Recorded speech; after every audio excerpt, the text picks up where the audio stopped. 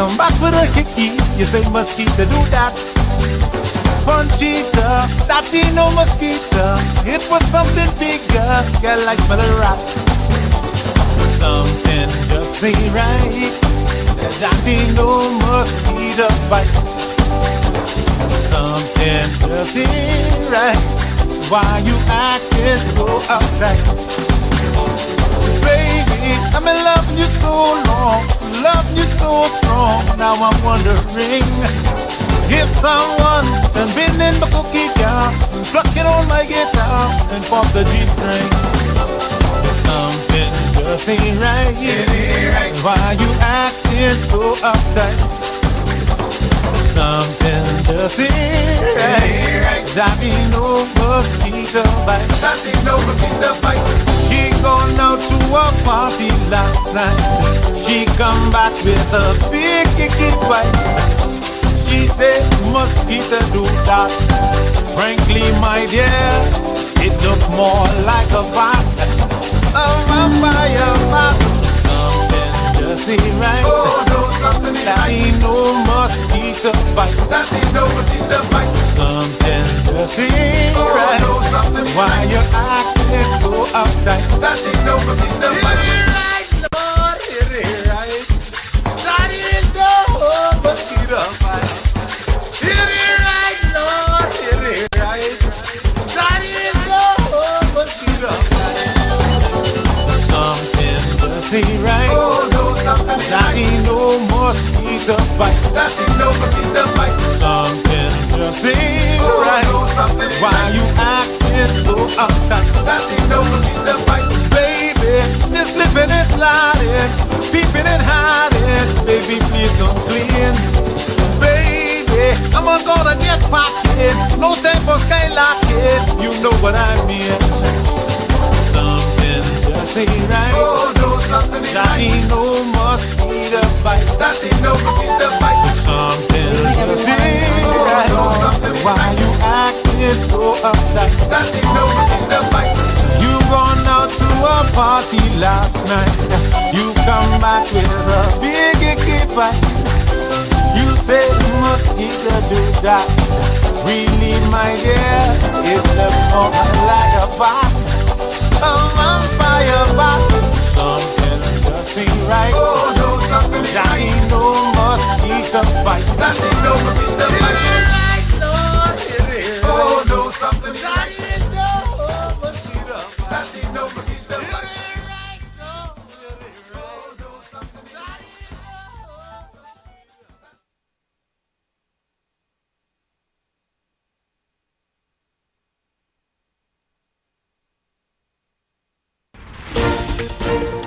Tonight, the PLP marks 4 years in office. We have a review. Also, controversy continues over non-English speaking students in the classroom. And later, concerns mount over visa denials. Eyewitness News starts now. Good evening, everyone. I'm Janae Noel. Thanks so much for joining us. After sweeping into office 4 years ago, the Progressive Liberal Party standing at the crossroads, claiming victory in the nation's finances, but they're still haunted by the pleas of residents impacted by the soaring cost of living. Tonight, our Devontae Hanna takes a look back at the Davis administration's biggest achievements and downfalls. 4 years ago today, just over 126 Bahamians cast their ballot in a historically low turnout of 65%. On that day, voters handed the Progressive Liberal Party a 32-7 victory, putting Philip Davis and his team into office on the promise of a new day. The Davis administration came to power in 2021 with a blueprint for change to rescue the economy, modernize healthcare and education, expand housing, reduce electricity costs, and increase government transparency. 4 years later, some of those promises have taken shape and others remain unfulfilled. Economically, the government has recorded its strongest gains. The national deficit has fallen from more than $1 billion in 2021 to under $300 million in the first half of this fiscal year. Revenues are up, spending is more controlled, and the debt-to-GDP ratio is declining, according to the Ministry of Finance. Infrastructure has also advanced. New roads and housing subdivisions have come on stream, with efforts to improve Family Island connectivity reportedly underway. But high cost of living living continue to strain families despite measures such as a VAT reduction from 12 to 10% and an additional cut to 5% on food and medications and an increase in minimum wage from $210 to $250. The government has pushed renewable energy initiatives including solar microgrids, but rising electricity bills remain a crippling issue. On transparency, critics point to delays in fully implementing the Freedom of Information Act and other accountability measures, which the Prime Minister himself has acknowledged is not a priority. Healthcare has seen mixed results. Ground has been broken for a new hospital in Grand Bahama and partial funding secured for another in the capital, but the country will ultimately have to foot 96% of the bill. Upgrades to clinics are in progress, and a catastrophic health fund was established to help those with serious illnesses. Public sector workers have seen salary adjustments and 59 new industrial agreements have been signed, a sharp contrast to previous administrations. In education, initiatives such as the National School Breakfast Program have rolled out, but broader reform remains a challenge. Delays and slow progress continue to plague major projects, particularly in the Family Islands. Grand Bahama, promised as an innovation city, has yet to see that vision materialized. As the administration enters the final stretch of its term, its ability to complete key projects and deliver relief to ordinary Bahamians will likely determine how its blueprint for change is judged and whether voters will grant them another term.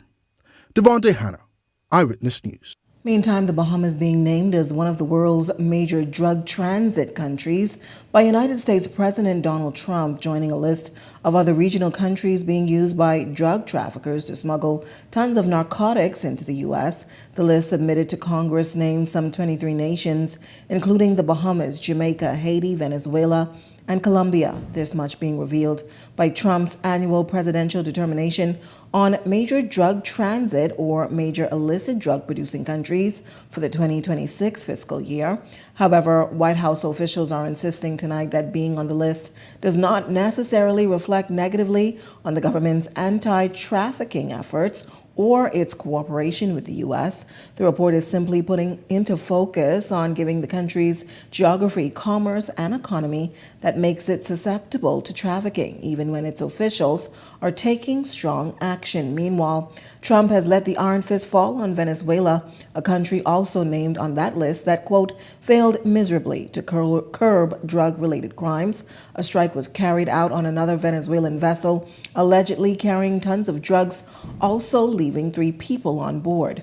The Davis administration touting its efforts to tackle drug trafficking despite the uptick in illegal trade. Well, international media outlets are reporting tonight that the United States State Department has been denying visas for persons celebrating the assassination of conservative political figure Charlie Kirk, who was gunned down in broad daylight at an event at a campus of Utah Valley University last week. Kirk was a close ally of U.S. President Donald Trump and other administration officials. The move to revoke and deny visas is one United States Secretary of State Marco Rubio says he endorses. We should not be giving visas to people who are going to come to the United States and do things like celebrate the murder, the execution, the assassination of a political figure. We should not. And if they're already here, we should be revoking their visa. Why would we want to bring people into our country that are going to engage in negative and destructive behavior?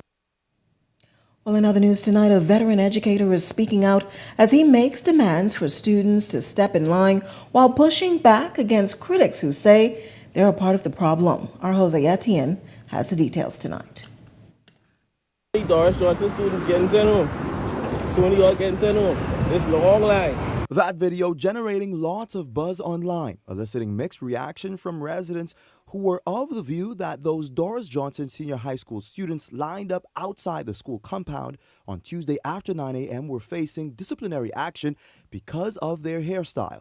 But the public school's principal, Kent Lightburn, is confronting the misunderstanding. Those students were not being held outside of the school because of their hair. The primary issue that we had with them is that they were coming to school late. Just 3 weeks into the fall semester, Lightburn says there has been unacceptable levels of tardiness from students. When you're late with just a few minutes, we deal with that. But when you get to be an hour, half an hour, 2 hours late, then we call the parents to try to figure out why is your child late. And just to inform them that they're late, because a lot of parents don't know that their child is late. And the reason why that's such a pressing concern that he says cannot go unaddressed. This spills over to the examinations. They get late to the exams. They're PGCSE, they miss papers because they come late.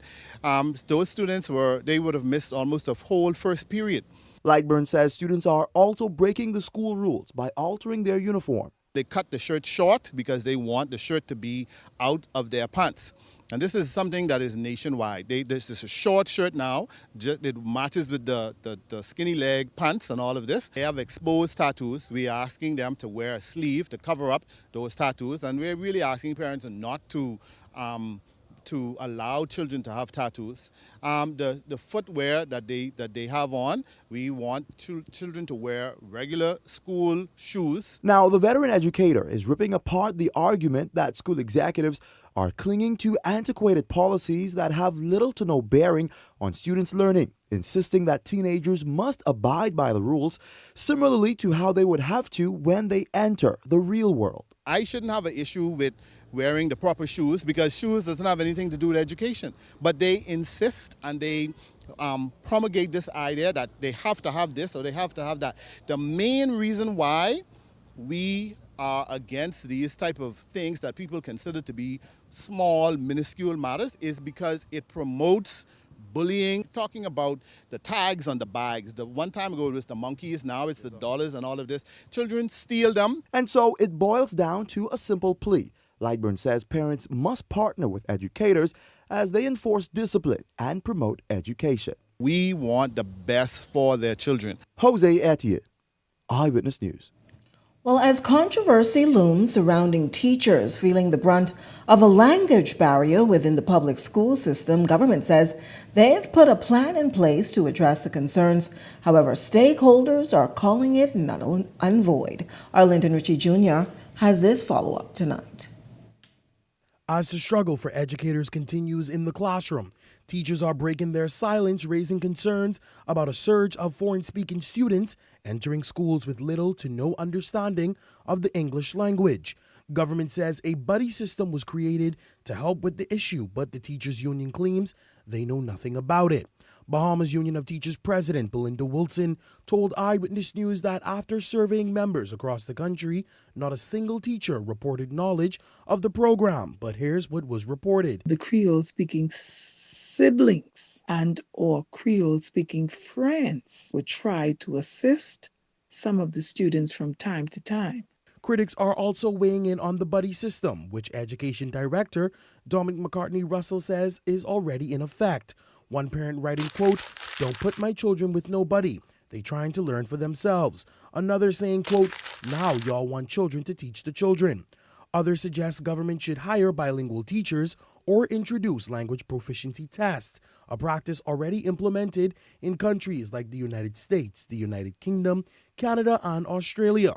Wilson says the language barrier is also creating challenges outside of the classroom. Even the basic skill of being toilet trained is a challenge. Teachers have also noticed behavioral problems. And with questions still looming about how to address what officials themselves call an immigration crisis now unfolding in schools, teachers on the ground say they are ready for consultation. I've sent a note to Minister Glenys Hanna Martin to ascertain from her the plans to address this very serious matter. I await her response to have constructive discussions on this very important. Eyewitness News reached out to education officials for comment and clarity on the buddy system, but got no response up to news time. Linton Ritchie Jr., Eyewitness News. Well, as you heard, educators say local classrooms are being stretched thin as more non-English speaking students enter the system.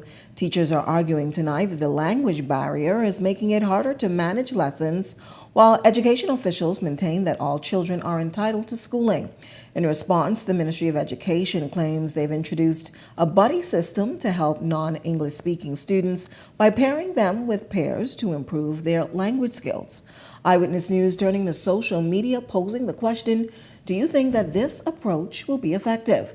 11% voting yes, they believe it will help significantly. 16% voting somewhat, but more support is needed, while 71% voting no, it won't make much of a difference. 2% voted that they were unsure. Be sure to continue to participate on our daily digital polls on all of our social media platforms. Meantime, immigration officials say the country's illegal migration problem isn't just coming from the outside. They're pointing fingers tonight at Bahamians themselves. Devontae Hanna has a story in our new weekly series tonight, Borderline. Officials are sounding the alarm, accusing Bahamians of being at the heart of the immigration crisis. Chief Immigration Officer Chad Adams argues that while the public often blames boats and even officers for more illegal landings, those vessels wouldn't keep coming if there wasn't a ready market waiting on shore. We do find that foreigners try to do it on their own. But of course, most times, like you say, Bahamians are the individuals that are actually supporting these individuals. Construction sites, domestic work, and even small businesses.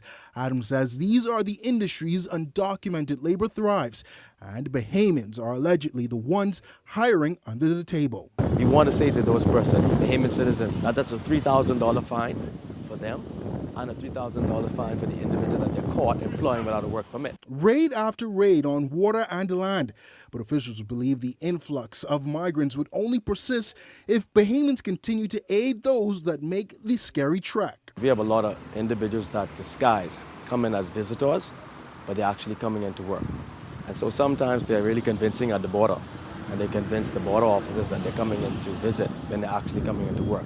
The Immigration Department has come under intense scrutiny within the past few months after many allege illegal migration numbers have increased. But Adams says the officers remain resolute on the borderline. As anyone who has no status in the Commonwealth of the Bahamas, no matter what the nationality, is to apprehend them and have them face the courts. Devontae Hanna, Eyewitness News. 62 recovering tonight in hospital after a family dispute in the capital turned violent on Monday night. Police say the altercation erupting shortly after 10:30, leaving one man stabbed and the other struck with an object.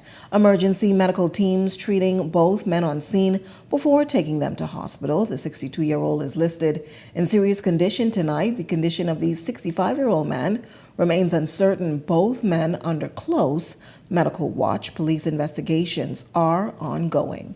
While the Airport Accident Investigation Authority confirming a small plane crash on the runway at West End Airport in Grand Bahama on Monday. Reports say around 2:30, a white Douglas D3C3 with blue trim had just arrived from Fort Lauderdale and was preparing to depart with freight when it briefly lifted off, veered off the runway, and crashed into bushes nearby. The aircraft sustaining damage, both pilots walking away without injury. Medical teams checked them on scene, and authorities are investigating tonight. Meantime, a 60-year-old Bahamian man will spend the next 4 years in a U.S. federal prison after being caught in a DEA sting operation in Florida. Roscoe Strawn, known by the nicknames Stinky and Unks, was sentenced Monday by Magistrate Judge Ellen D'Angelo following his guilty plea back in June. U.S. authorities say Strawn traveled from Nassau to Florida on February 26 with plans to sell cocaine. The next day, he sold 1 kilo to an undercover DEA agent for $17,000 when he returned to close a second deal, this time involving 15 kilos, agents moving in and arresting him. On to some other news tonight. 3 months ago, a family was left broken as moments before Father's Day, the life of their patriarch shockingly came to an end, with authorities deeming the death a tragic traffic fatality. They're now breaking their silence and setting the record straight. Arlington Ritchie Jr. has the story. Family of 66-year-old Philip Leroy Clark III sounding off on the public health system after the former chief bailiff of the Judicial Court and Police Reserve Inspector death was classified as a traffic fatality. An autopsy now revealing different, deeming his death as a cardiac arrest. On June 14th, Clark was inside his vehicle on the corner of East Street and Robinson Road with his 14-year-old and 17-year-old son when the unthinkable happened. According to the pathology report from PMH, my father died from a sudden cardiac event. What hurt the most was how the public health system of the Bahamas failed him. The ambulance arrived nearly 30 minutes later. A police report on the incident read that 2 vehicles were involved in an incident which sent Clark to the hospital, where he later died and no physical injuries were observed to his body. Kriston Clark, one of the deceased sons and a medical professional, says he can't help but to think how the alleged delay of emergency services was moments that could have saved the man he described as his hero. After 8 to 12 minutes, survival drops drastically from a statistical standpoint, even with bystander CPR. So given these facts, my father's chances were already lost by the time EMS arrived. Just last week, another family on Long Island putting government under fire for lack of EMS services after a 62-year-old woman had to be lifted onto the back of a flatbed truck while rain poured on her as the island ambulance was unavailable. Clark posed this question to the nation's leaders. How many more parents, mentors, guardians, servants of the nation must suffer because of this failing system before we take real action? With his little brothers looking on as the life of their father slipped away and reported lack of timely medical attention, Clark telling Eyewitness News that receiving his Master's of Public Health from Johns Hopkins Bloomberg School of Public Health will now allow him to better the system home and hopefully bring real change. Young people want opportunities for growth, for development, for exposure, to be heard. So we don't just want to come back there and be thrown into position because you need to fill a gap. Recently, Prime Minister Philip Davis acknowledged lack of emergency medical services and pledged it's an issue that's priority. Linton Ritchie Jr., Eyewitness News. Power woes continuing to spark frustration on Grand Bahama tonight as residents and business owners voice concerns over high power bills, frequent outages, and the strain on an already struggling economy, along with unplanned disconnections. Our Laurencia Smith has more on this tonight. Customers of the Grand Bahama Power Company say that they're beyond irritated with the utility giant. Their anger comes on the heels of the company's statement about recent disconnections. In a release dated September 15th, the GBPC confirmed that all disconnection for non-payment have been paused for the rest of the week. The company says it understands the frustration caused by the recent disconnection and is apologizing to customers. The power giant admits that in this case, proper notice was not given before cutting the power for non-payment. Their comments isn't sitting well with residents, one stating in part, "Heartless and unprofessional. I was not affected, but I sympathize with those who were." Another stating, "So GB Power, y'all turned the power off without notice after only sending out a new bill last week?" Coalition of Independent Member of Parliament for Central Grand Bahama, Iram Lewis, who also calls the second city home and runs his engineering firm from there, says there is no excuse for the delay in the age of technology. He added that it all boils down that Grand Bahamians need relief. 150, 175. That may seem low to the big power company. But as somebody who's struggling, who's making minimum wage or just living on an affordable salary, then how do you now balance from $790, which is high? My last bill was $2,006. $2,006. That was the bill. On top of that, you have high rent. Another customer also feeling the pinch, one stating, "People are struggling to survive in Grand Bahama. Cutting them off should be the very last resort." Another even went further, stating, "It's extortion, I say. We're working just to pay the power bill. It's discouraging that one company can hold the entire island under its control." Meanwhile, Eyewitness News spoke with the Grand Bahama Chamber of Commerce President, Dylan Knowles, and here's what he had to say. Power is essential. It's a necessity for life. It's a necessity for commerce. And we obviously have to get it under control as quickly as possible. We can't live at this kind of rate. Laurencia Smith, Eyewitness News.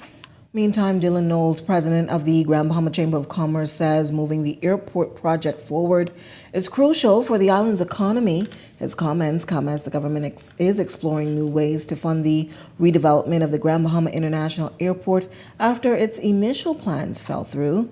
Deputy Prime Minister and Minister of Tourism Chester Cooper confirming that the Davis administration is working to secure alternate financing for the project. Delays are never good things, especially considering that the airport goes hand in hand with the Grand Lucayan redevelopment. And so we want both of those to get on track and get moving as quickly as possible. It seems to me from the what I've read on the DPM's announcement is that there are really four components to the PPP. One obviously is the government. Two is Manchester, who appears to me to be the technical expert on airports. Three is the selected contractor, and then four, the financier, whomever that might be. With financing falling through, obviously that puts us back a couple of steps on the track. Meanwhile, Knowles adding tonight that with the Grand Lucayan deal in the works, the airport will be even more critical to the project. He further explained why additional terminal space is needed to handle the expected increase in traffic. A better airport, because at the moment we're all operating international, American, and domestic flights out of what was at the time a temporary airport for domestic, which has lasted longer than it should have lasted. But without a U.S. Specific U.S. designated airport, we can't get customs and immigration pre-clearance. So we do eventually need to have an airport revamp. It needs to be on the same timeline as the hotel revamp. But as of right now, it is functional. It actually is probably better than most of the Family Island airports that are operating well and serving their purpose. So I don't see it as a critical issue at the moment, but it will become a critical issue in short order once the hotel is online. Well, the Ministry of Transport releasing a statement on Monday with solution-based proposals in light of growing conflict between taxi and livery operators at the Lynden Pindling International Airport. The recommendations include relocating livery vehicles to lanes opposite their current location to eliminate congestion while making the taxi service area more prominent. Officials maintain any significant and long-term improvement will be fully realized after the airport's upcoming redesign. Nevertheless, Bahamas Livery Union President Tori Austin is expressing optimism that existing issues will be quelled. We are all for a solution and coming to a resolution. We still don't have clarification of exactly where those movements will be. All we want is our position, where we can continue to work from, as we have been working for the past 20 plus years at the airport, and to no main disadvantage to us. So we will continue that discussion, continue to have those meetings and try to improve. So the hopes are up, and I think that we can get it done. We are open to it. You know, we're not the ones trying to disadvantage any entity of transportation. We want to improve both, and hope that both can come somehow work together and get the solution. Government's release coming hours after Bahamas Taxi Cab Union President Tyrone Butler lashed out at the government's handling of the issue, further accusing livery drivers of being, quote, lawbreakers. However, Austin says he's not interested in a confrontation. The way he wants to conduct and his expression, the way he wants to do, that's on him. We remain professional. We will remain humble. We remain that we will we stand on our business, but we remain in trying to get resolution. We're not gonna. I've always stood and will always stand on. This is not about, for us. It's not about taxis. What we are trying to do is improve transportation. My goal as the livery president is to ensure that we are the most trusted, most reliable, clear source of transportation in the country, and not only in the country, and in the Western Hemisphere. So I'm working on ways and talking with people and having meetings with people to help us to improve. I'm not going to get into the back and forth and about stealing jobs, because I can go on and on and on and tell you a million things that taxis are doing, but that's not where we stand. Well, if you've got a news tip or if you see news in the making, call the Aya News hotline at 397-6397. We also invite you to send your letters to the editor for publication on all of our social media platforms, Eyewitness News Bahamas at gmail.com. And if you're watching on our Facebook or YouTube page, share your thoughts about today's stories in the comment section. We want to hear from you. We're just getting started in Eyewitness News tonight, but when we come back, a devastating mother is searching for answers tonight. We'll tell you why coming up. And later tonight, tons of emphasis being placed on voter turnout as elections loom. We've got more on that right after this break. Hello, bonjour, hola, hello, ciao. No matter where your passport takes you, BTC roaming keeps you effortlessly connected. Enjoy seamless calls, lightning-fast data, and affordable roaming across the globe. No SIM swaps, no stress. Just one network, working everywhere. So go ahead, explore the world, and still be just a call away from home. The last eclipse of our galaxy. Scientists are gathered here today to witness this extraordinary event. Simply marvelous, extraordinary, unforgettable, one of a kind. Oh man, that's amazing. You can't ignore the craving that makes everything crunch. The new crispy barbecue bacon sandwich with barbecue sauce, cheddar, bacon, crispy onions, and an extra large chicken fillet. KFC, it's finger licking good. As a healthcare professional, you dedicate your life to caring for others. But even with the best care, legal challenges can arise. Protect your practice and your peace of mind with medical malpractice insurance from Star General. At Star General, we've partnered with Lloyd's of London to bring you comprehensive professional liability insurance designed specifically for those consulting or practicing privately. Visit our website today so you can focus on what you do best, caring for your patients while we take care of the rest. Star General, insurance made simple.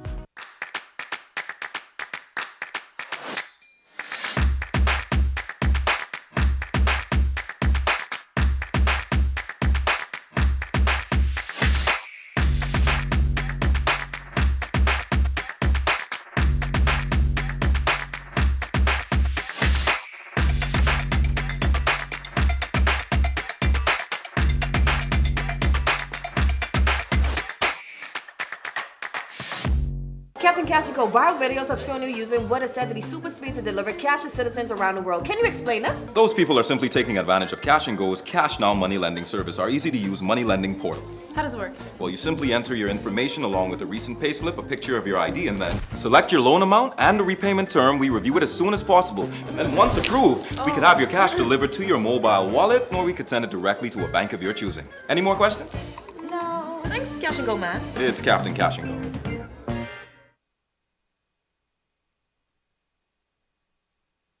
Hello, bonjour, hola, hello, ciao.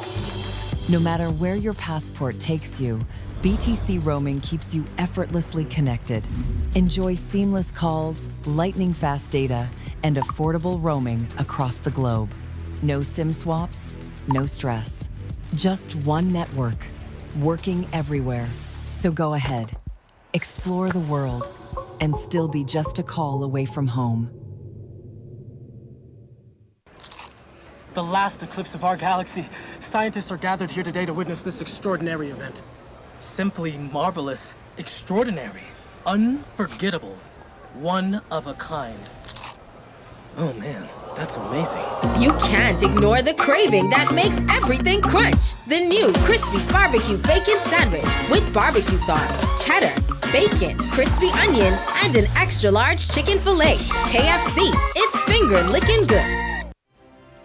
This segment of Eyewitness News is brought to you by EV Motors Fleet Sales Division. For 2026 commercial vehicles, call 821-2403 today. Welcome back. Here's a look at your Eyewitness News gas tracker, $5.48 for Esso and Rubis tonight. Shell coming in at $5.49. Welcome back. You're watching Eyewitness News. Well, following the latest traffic fatality on the island of Exuma, the mother of the victim speaking out, sharing the devastating impact the tragedy has had on her and her family. Our Delano Roker has the details tonight. Family in mourning tonight after the tragic death of 23-year-old Edwin John Mark, the youngest of 6 children. Edwin moved to Exuma just 2 years ago to pursue his dreams, taking a job at Sandals Resort. But on Saturday morning, his life was cut short in a motorcycle accident. His mother, Hazel Maria White, recalls the moment she received that heartbreaking call. I can't even explain that. I really, really can't explain that feeling. That was my baby, and not knowing that I'm not there with him. I don't know. It was just so hard that they told me that I didn't need it to come, but I just had to get there because I just felt like I needed to have him in my arms at that moment.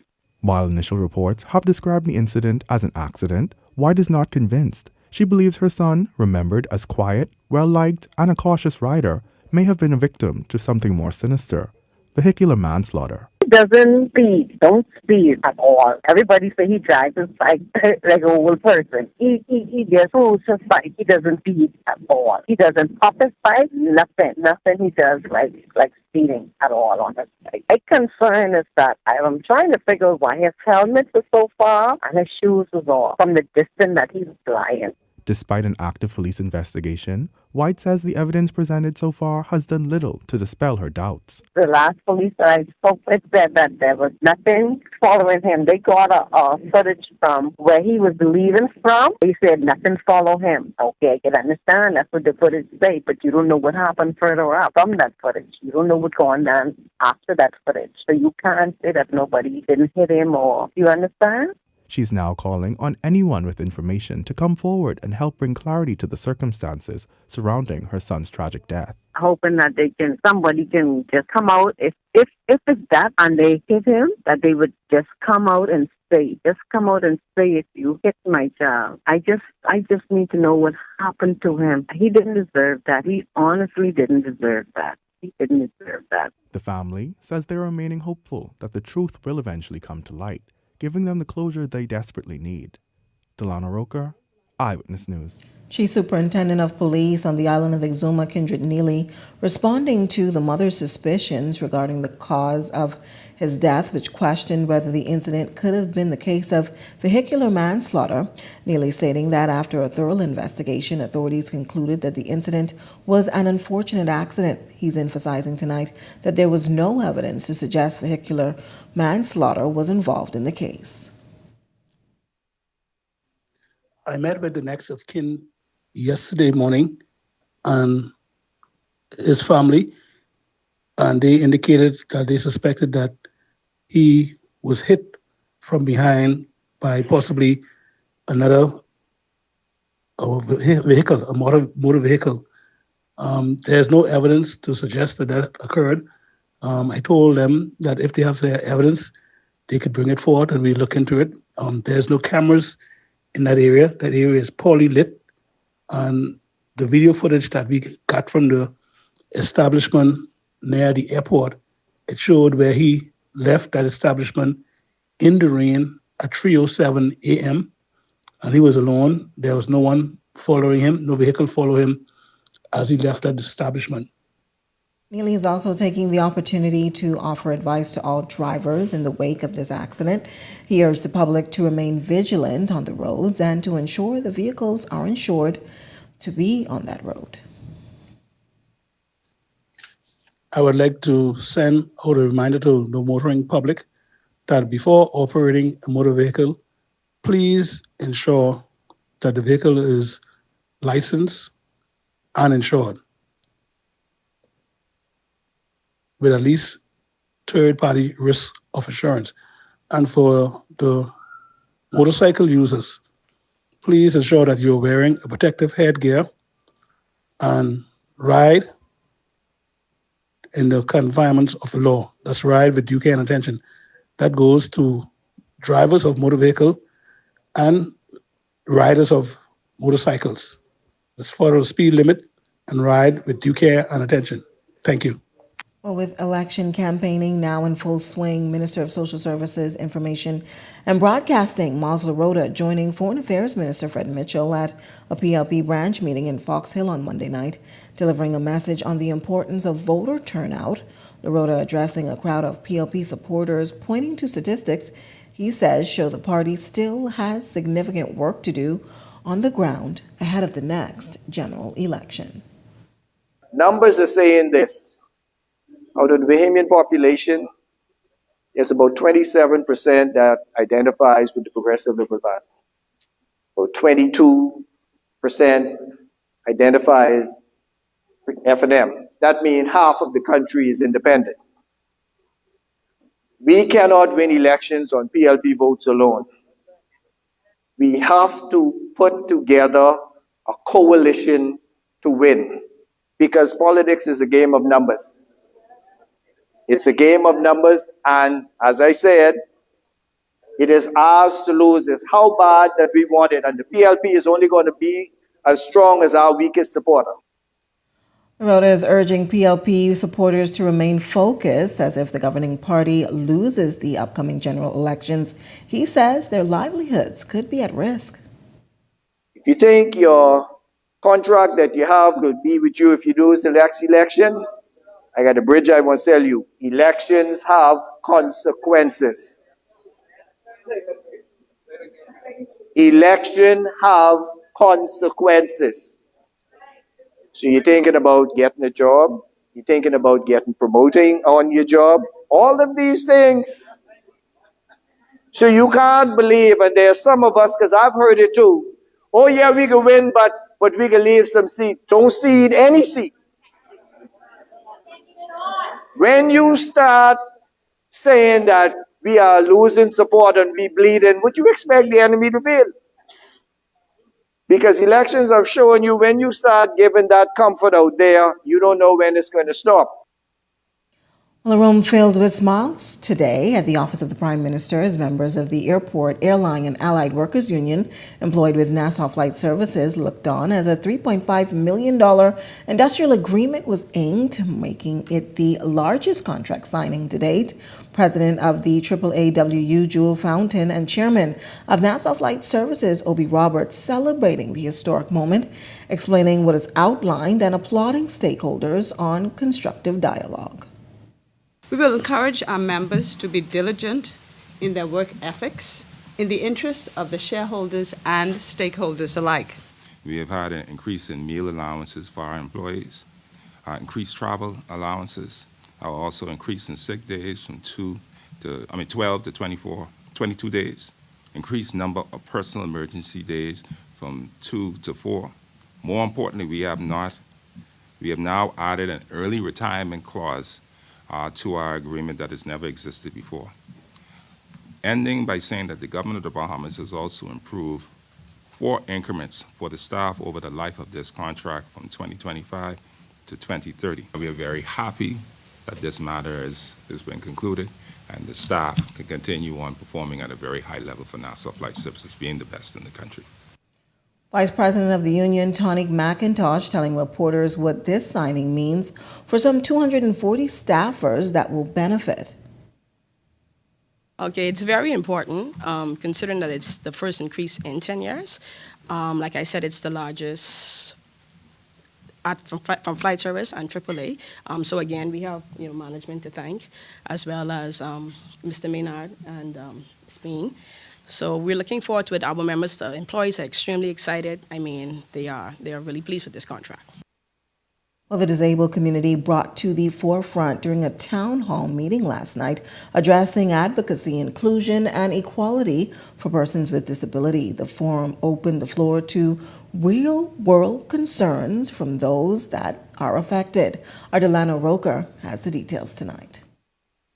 Community members and officials came together to tackle pressing issues facing persons with disabilities. The National Commission for Persons with Disabilities, led by Chairman Dr. Anthony Hamilton, emphasized the value of these forums in ensuring voices are heard at the highest levels. When we speak of disabilities, persons with disabilities, we recognize that a lot of them might be incapacitated, and this provides a forum where both individuals who are able to be out that are challenged with disabilities and their family members of persons who may not be able to come out, they have an opportunity to be in an audience and share with others so that we can be made aware, better aware of some of the challenges that exist within the community of persons with disabilities. A major flashpoint, the unauthorized use of accessible parking spaces. Townsley Roberts, Deputy Executive Secretary of the Commission, said too many drivers occupy these bays without proper authorization, denying access to those who need them most. Accessibility is about, for those who can't, allowing them to still be independent, even though they may have a struggle or a challenge to do it. So when you take away that independence, you take away dignity, that respect the persons need. Many of us are proud of the fact that we can do many things on our own without help. I know I'm proud of the fact that I do everything on my own. And you need persons to be able to find what they get at and be able to go out there and do their own shopping. Go to the doctor without assistance if they can. And that's what those pots are for. Roberts added, the Commission is pushing for stiffer penalties and stronger enforcement for offenders. You know, we see persons who own businesses also go out there and use those spots as their personal parking area. We have seen police officers park in those spaces. We have seen persons who are high-level officials who take those spots for granted.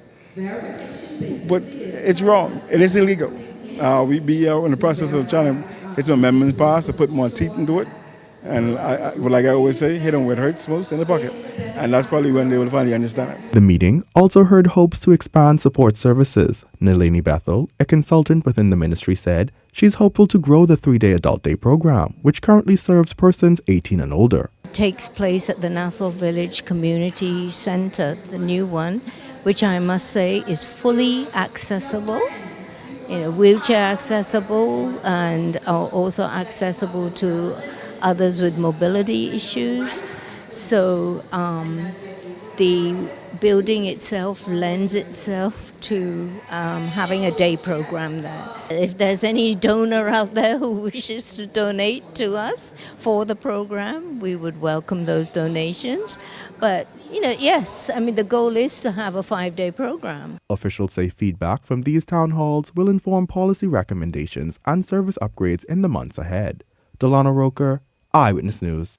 Thanks, Delano. Meantime, BPL executives participating in the Caribbean Infrastructure Forum in Miami, Florida today, outlining the country's vision for a new energy era focused on sustainable and resilient power generation. CEO Tony Seymour underscoring the importance of events like this as the country moves forward to improve power reliability. In addition to learning what works well, it's also important for us to learn what didn't work as well so we can kind of tweak our systems, our networks, to make sure that we don't make the same mistakes that other countries may have made. And it kind of gives you ideas about, where you could possibly get funding from, what are the better suppliers, who gives the best type of support, after-sales support, and the like of which companies you may need to focus more energy on, or which companies to tend to stay away from, and the like. So just, meeting with your colleagues and peers throughout the region, it gives you a broader overview of what we can achieve and what is possible for us. Energy and Transport Minister JoBeth Colby-Davis participating in a panel discussion sharing the country's strategy to improve its present operations while also introducing new measures to create access and affordability. Focused on a holistic approach to how we transform energy, bringing modernization and growth to our transmission and distribution system. That required us to step outside of the box, outside of the norm. Our utility company is still 100% owned in the Bahamas by the government, so we took an exercise where we unbundled our utility company and put transmission and distribution as one section, generation, and then how we advance to deal with customer service and getting proper service to our people. And so the T&D, we allowed partnerships to come in, private partnerships, That was a strategic way for the government to get to a level of upgrade and modernization and transformation in our T&D, but also find the financing through the private entities. Well, in a groundbreaking move for ocean conservation and research in the Caribbean, a new Bahamian nonprofit is diving deep into uncharted territory. Adelana Roker has the details tonight. Newly launched nonprofit Mamore is set to revolutionize our understanding of deep-sea ecosystems surrounding the Bahamas and the Caribbean. Founded by Bahamian Denley Delaney, the organization is leveraging cutting-edge technology to explore the deep while building local capacity and promoting environmental action. Delaney says climate change and conservation are at the heart of the mission. Bahamas is, of course, leading with a climate agenda, and we see other countries across the region similarly championing climate initiatives. Additionally, the research community here in the Bahamas is doing so as well. One of the key things that is missing, though, is data on the deep sea. The deep sea is often left out of the equation when it comes to climate or ocean-related matters, simply due to the fact that we don't have much available data. So Marmoris is working to contribute to climate-related initiatives by ensuring that we can equip stakeholders and policymakers with data available from the deep sea so that climate resilience initiatives can truly be comprehensive. Beyond science, Mamore is focused on collaboration. Delaney envisions working hand in hand with other Caribbean nations to form a united front on ocean conservation. We are so excited now that we've launched to be officially in the process of starting to form different collaborations. We're especially looking forward to being able to speak with scientists or countries in the region that have already identified the deep sea as an area of priority. For example, Trinidad or Barbados are examples of countries we're looking forward to being able to speak with. But also, even if there are countries across the region that haven't yet identified the deep sea as a priority, we are especially excited to engage with them to ensure that the deep sea is part of the equation when we think about overall ocean health. She's also calling for stronger government involvement to help position the Bahamas as a global leader in marine protection. And so in terms of the role that we see government, for example, being able to play, we are very much looking forward to being able to share this data with them, and we hope that it can support informed decision making and contribute to positive, sustainable management of ocean resources, especially when it comes to the deep sea. The group has already completed studies in New Providence, Abaco, and the Berry Islands, with plans to expand research across the entire archipelago. Delana Roker, Eyewitness News. Thanks, Delano. Also to come in Eyewitness News tonight, a young author shares her journey with cancer. We've got that story coming up, but first, here's a check on tonight's weather forecast.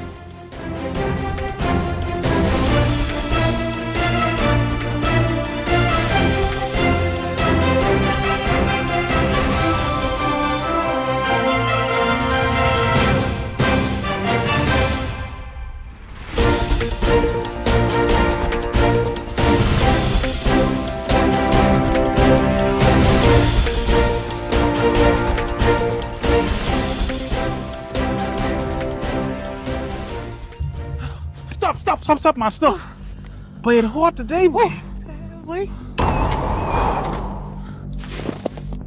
You see that? Mm-hmm. That's snowing.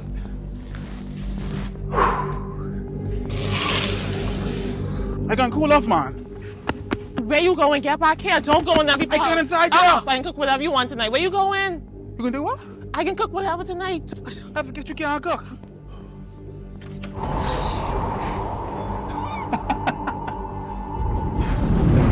Step out the heat and into Skypole.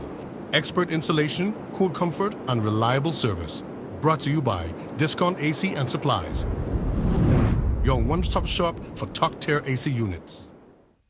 At the Water and Sewage Corporation, safety and convenience are our top priorities. However, our meter readers face challenges that can make their job difficult. Locked gates to guard dogs sometimes leads to missed readings and estimated bills, which can be frustrating for you and us. That's why we're upgrading to digital meters. They bring safety, accuracy, and convenience to homes across the Bahamas. We can streamline data collection, reduce on-site visits, and provide more accurate bills with no more estimates. Digital meters also help detect leaks early, saving you from costly bills and reducing water waste. Soon, a user-friendly app will let you track your water usage, manage bills, and stay informed, all at your fingertips. Over the next year, we're rolling out digital meters nationwide, transforming how we serve you with a safer and cost-efficient water supply. To learn about our digital meters, visit our website or call us today. And don't forget to update your information at any of our locations.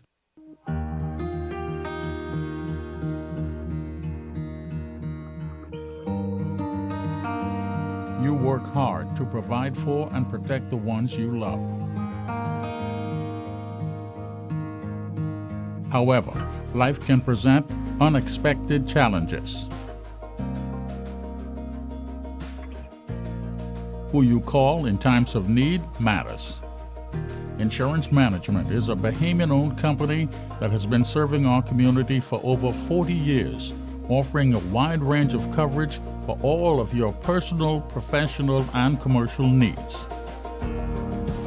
When life happens, rest easy knowing that our skilled and experienced agents are there for you in your time of need, so that you can get back to what matters most. Insurance Management. Nobody does it better.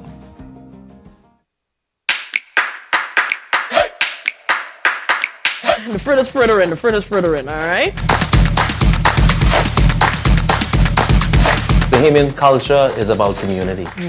And being a part of a community, we are supposed to help others, especially those who are less fortunate than we are. Hungry for more? Catch the Budget Gourmet Episode 2 on September 24th at 6 p.m. only on ILTV, Cable 224, and BTC Flow 112. Or watch on ILTV Facebook page. You're watching Eyewitness News. Welcome back. Well, tonight a young woman is turning her pain into purpose, sharing how a battle with cancer changed her life and how her new book tells a story she hopes will inspire others. I just started crying, so I didn't even have time to really think about anything else. All I know is I was diagnosed with one of the most deadliest diseases at 24. In 2017, Tia Ferguson was living the life she had always dreamed of. A recent graduate studying Spanish in Panama City, full of energy and planning her next adventure. But in the midst of what she considered her prime, her life was suddenly interrupted by a cancer diagnosis she never saw coming. It was Hodgkin's lymphoma, which is a rare blood disease. So you don't really hear about that often, especially in our jurisdiction. But one of the, I like to say, chemo cocktails was the color red. And it became so intense for me, like in the psychological realm, that I could no longer stand to see the color red. Now, after coming through that fight, Ferguson is determined to ensure her story lives on. In her new book, A Life Interrupted, A Faith Rebuilt. But writing that book was no simple task. During the height of her treatment, she lost the ability to read, write, and even speak, the very tools she once used to express herself. That struggle became her fuel, pushing her to finish the book as both a personal victory and encouragement to others. To be honest, I was writing from 2018 to 2024, where at the latter part of 2024, I would have taken 7 months and I poured everything into it. Today, Ferguson is not just an author, but a wine enthusiast and solo traveler, determined to live life without limits. And before she signs off, she has a message for those still fighting. What cancer taught me is that it's okay to battle. I remember there were times where I didn't want anyone to know that I was battling. Like I felt like, an outcast.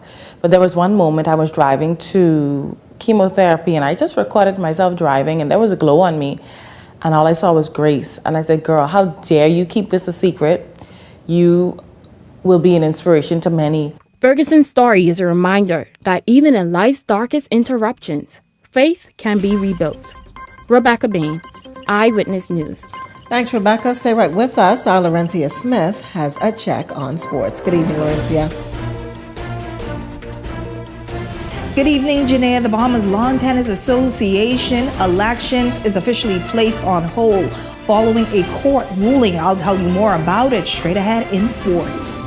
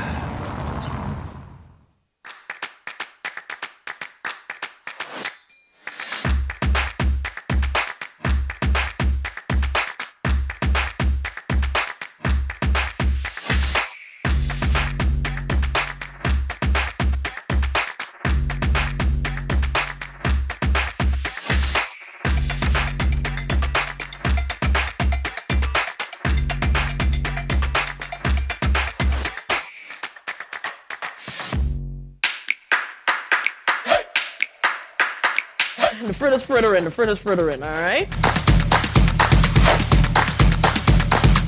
Bahamian culture is about community. And being a part of a community, we are supposed to help others, especially those who are less fortunate than we are.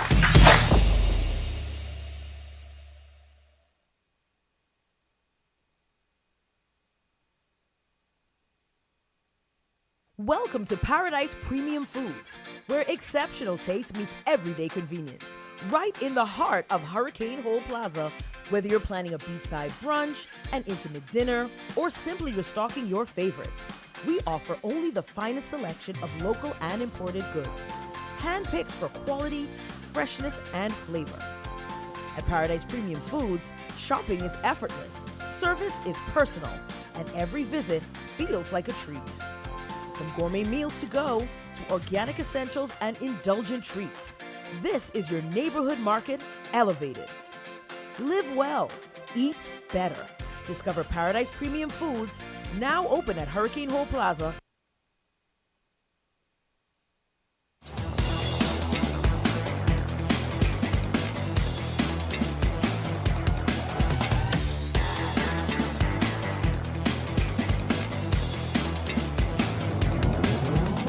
Eyewitness Sports is brought to you by 103.5 The Beat.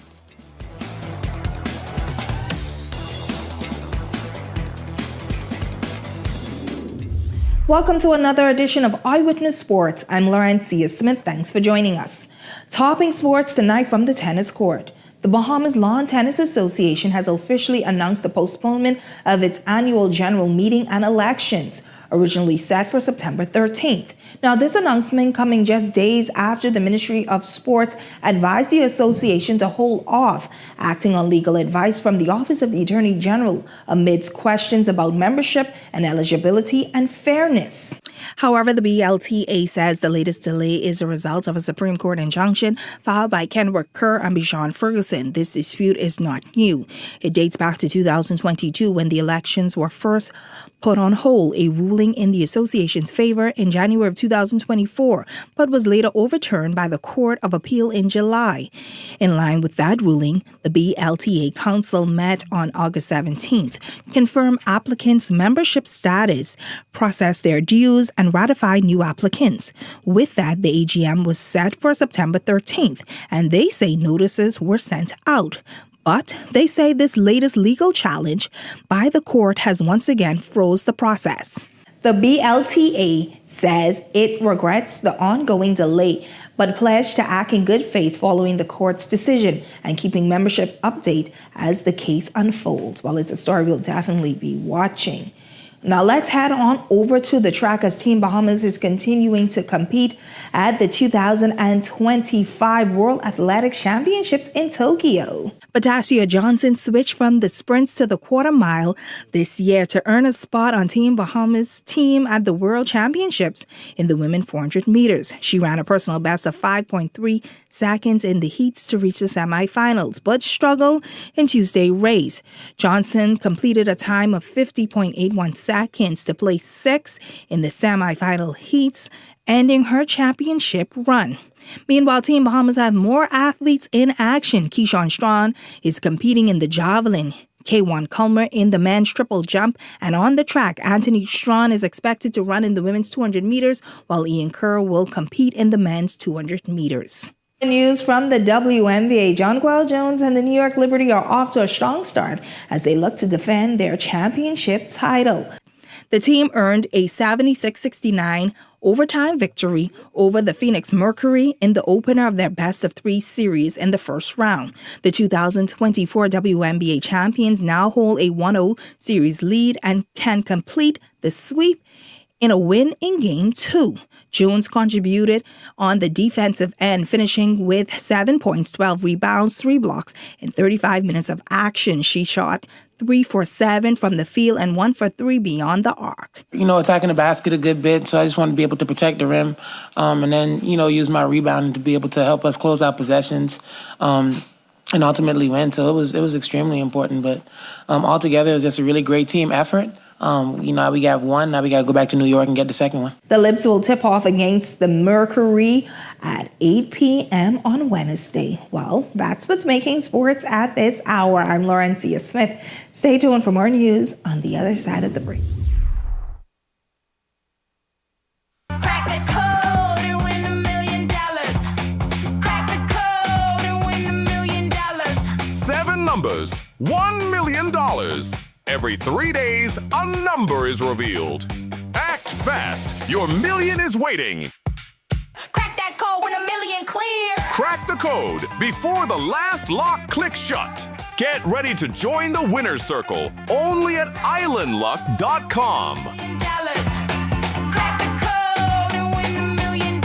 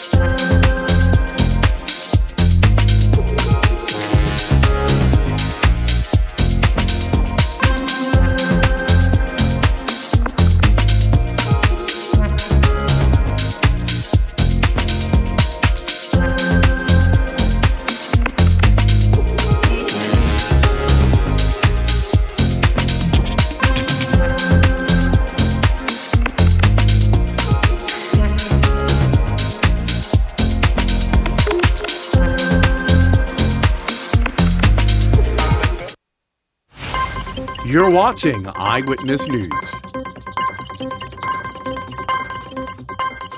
Well, that wraps up news at this hour, but coming up and beyond the headlines with Shanique Miller, a look at today's top stories, and also she examines the PLP's 4 years in office. That's coming up and beyond the headlines. It starts right after this. That does it for us here at Eyewitness News. It's certainly been a pleasure having you in our company tonight. On behalf of the entire news team, I'm Janae Nawal saying good night and be safe, everyone. Edenwell has expanded their testing menu. We now offer blood work, drug screening, and so much more. Our hours of operation are Monday to Friday, 7 a.m. to 5 p.m., and Saturday, 8 a.m. to 1 p.m., located on 11 Madera Street. We are here for all of your laboratory needs, with fast and reliable lab work done by our friendly and knowledgeable staff. Let us help you take the needed steps to stay in the know about your health. Let's keep working towards a healthier you. Stay Eden well.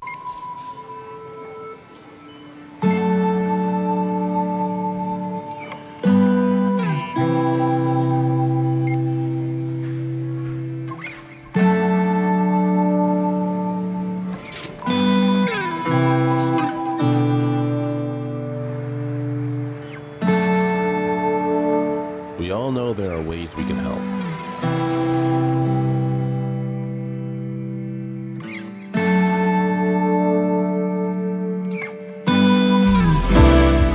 Your help can go even further.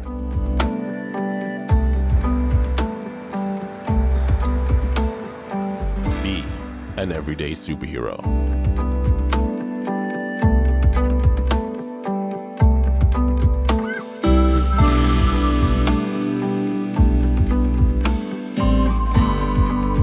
Donate to Hands for Hunger.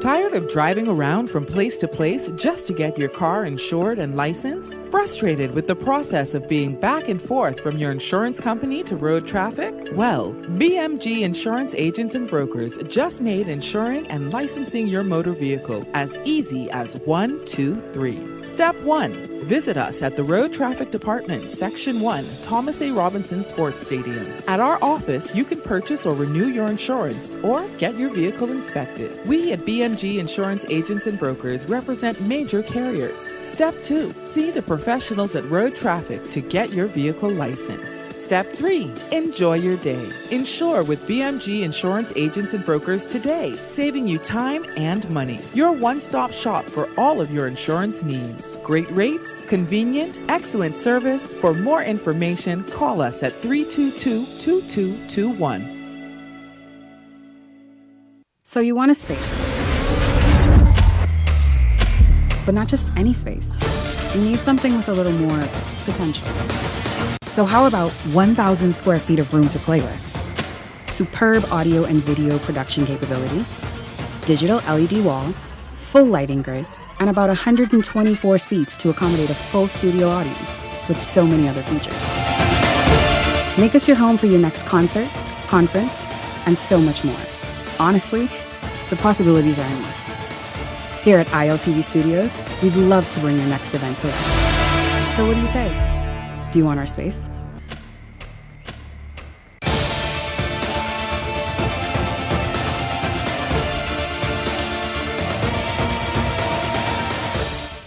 Edenwell has expanded their testing menu. We now offer blood work, drug screening, and so much more. Our hours of operation are Monday to Friday, 7 a.m. to 5 p.m., and Saturday, 8 a.m. to 1 p.m., located on 11 Madera Street. We are here for all of your laboratory needs, with fast and reliable lab work done by our friendly and knowledgeable staff. Let us help you take the needed steps to stay in the know about your health. Let's keep working towards a healthier you. Stay Eden well.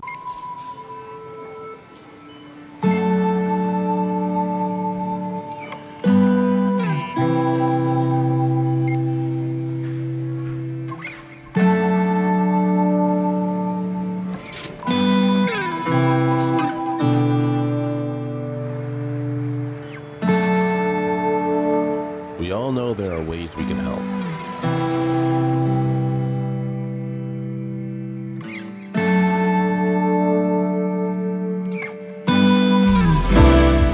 Your help can go even further.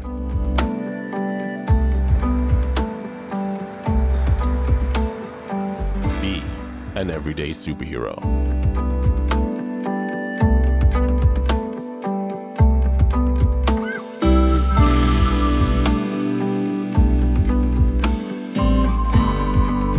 Donate to Hands for Hunger.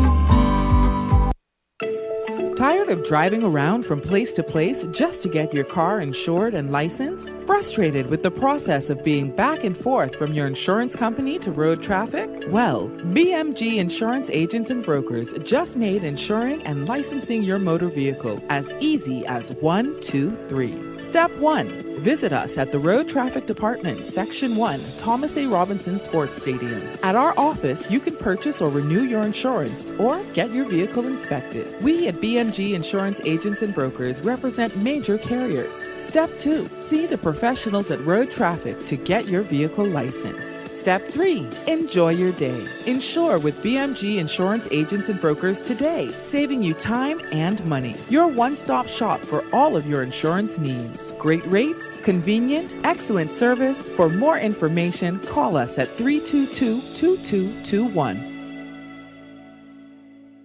So you want a space. But not just any space. You need something with a little more potential. So how about 1,000 square feet of room to play with? superb audio and video production capability, digital LED wall, full lighting grid, and about 124 seats to accommodate a full studio audience, with so many other features. Make us your home for your next concert, conference, and so much more. Honestly, the possibilities are endless. Here at ILTV Studios, we'd love to bring your next event to life. So what do you say? Do you want our space?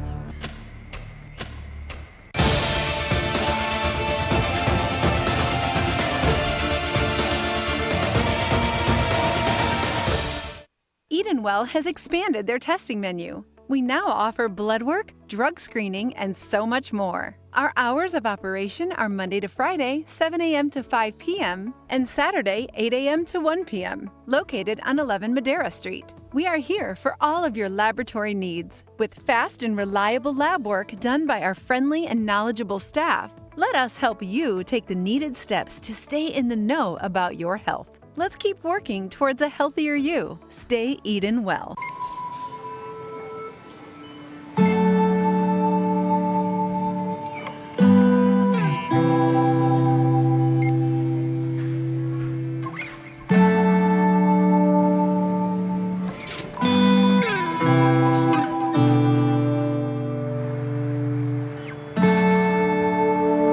We all know there are ways we can help.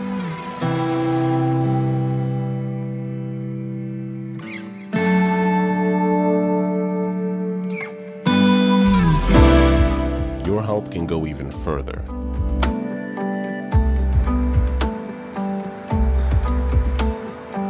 Be an everyday superhero.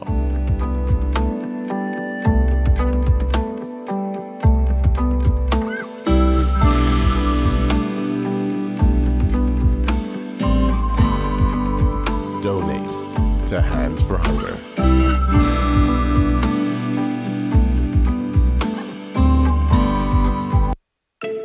Tired of driving around from place to place just to get your car insured and licensed? Frustrated with the process of being back and forth from your insurance company to road traffic? Well, BMG Insurance Agents and Brokers just made The thoughts, views, and comments expressed by the hosts, guests, and callers on Beyond the Headlines are not necessarily those of management, ownership, or production unit of the Verizon Media Group. Beyond the Headlines is a production of ILTV Studios and cannot be reproduced or represented in part or entirety without express written permission of the Verizon Media Group. Beyond the Headlines is the intellectual property of the Verizon Media Group. Copyright 2021.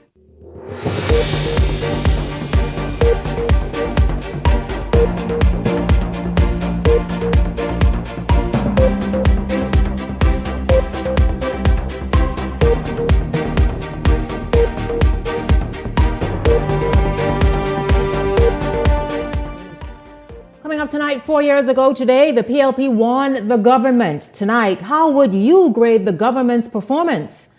Now, while you ponder your answer, Grand Bahama Chamber of Commerce President Dylan Knowles joins me to talk about government's performance in Grand Bahama. Also tonight, sources close to Beyond the Headlines say after much public debate, the government is looking into strict measures to address illegal immigration and the problems surrounding that, especially as it pertains to Haitians. We'll tell you about that. It's all straight ahead this evening. This is Beyond the Headlines. Good evening. I'm Shanique Miller. It's great to have you along this evening. On the 4th anniversary of the PLP's victory at the polls, a gentleman from Grand Bahama stopped me early this evening and said the Grand Bahama economy has made a turn, although not a significant enough one. He told me he is happy with the direction the economy is headed nonetheless. He said in many instances on Grand Bahama, you would find people now with 2 jobs, an indication, he says, that things are looking up. Now, while he didn't give the Davis administration a performance grade, I'm going to ask Dylan Knowles, president of the Grand Bahama Chamber of Commerce, his view of government's performance in Grand Bahama in 4 years.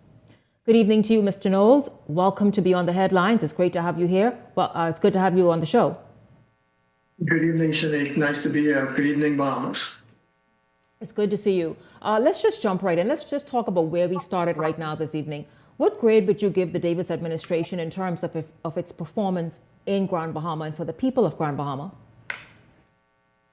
So, Shanique, I'm not really in the position to grade a government. I grade an administration. I grade the government as a whole, as an institution, and not just an individual administration.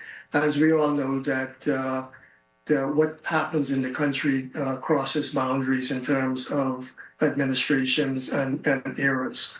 If you're asking me what is going on the ground in Grand Bahama at this point in time, I'm quite happy to make comments about that.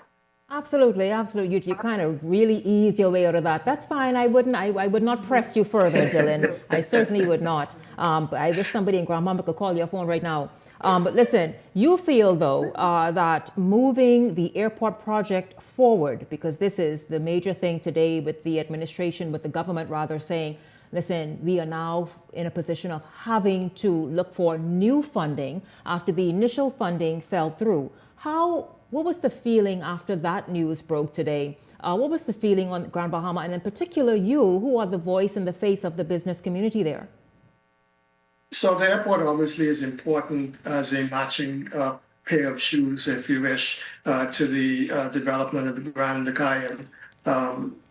Right now on Grand Bahama, the tourist market is basically dependent on the cruise industry. And cruise lines have sought to develop their own product on Grand Bahama, basically because we haven't developed the product for them. But when we switch to talk about air visitors, obviously we need attractions for them, which is why the hotel is important. And for the hotel to be successful, we will also need to have a air terminal for guests to come through. There's a lot of discussion about when and how that is to happen. But at the end of the day, they need to happen in tandem. We don't need one before the other or one after the other. We need them to happen at the same time. Yeah, but possibly it may not happen at the same time. I mean, what is the one thing that needs to happen first, right, like almost instantly now, in order to get everything in Grand Bahama unstuck? So in terms of the hotel and the airport specifically, obviously we need to have groundbreaking on the hotel. I believe that the hotel project would take a little longer than the airport project. But at the end of the day, we need to have both of them finish around the same time, because if we're going to have increased passenger count, we need an airport that can deal with the increased passenger count. But we're not going to get increased passenger count until we build the resort that is going to be the attraction for passengers to come. Yeah, I see exactly what you mean. It kind of sort of it has to happen all at the same time, so that again everything just is sort of unveiled at the same time, and there's no hiccups anywhere. Let's hear from Deputy Prime Minister Chester Cooper and also Minister of Tourism. He confirmed today that the Davis administration is working to secure alternative financing for the Grand Bahama International Airport.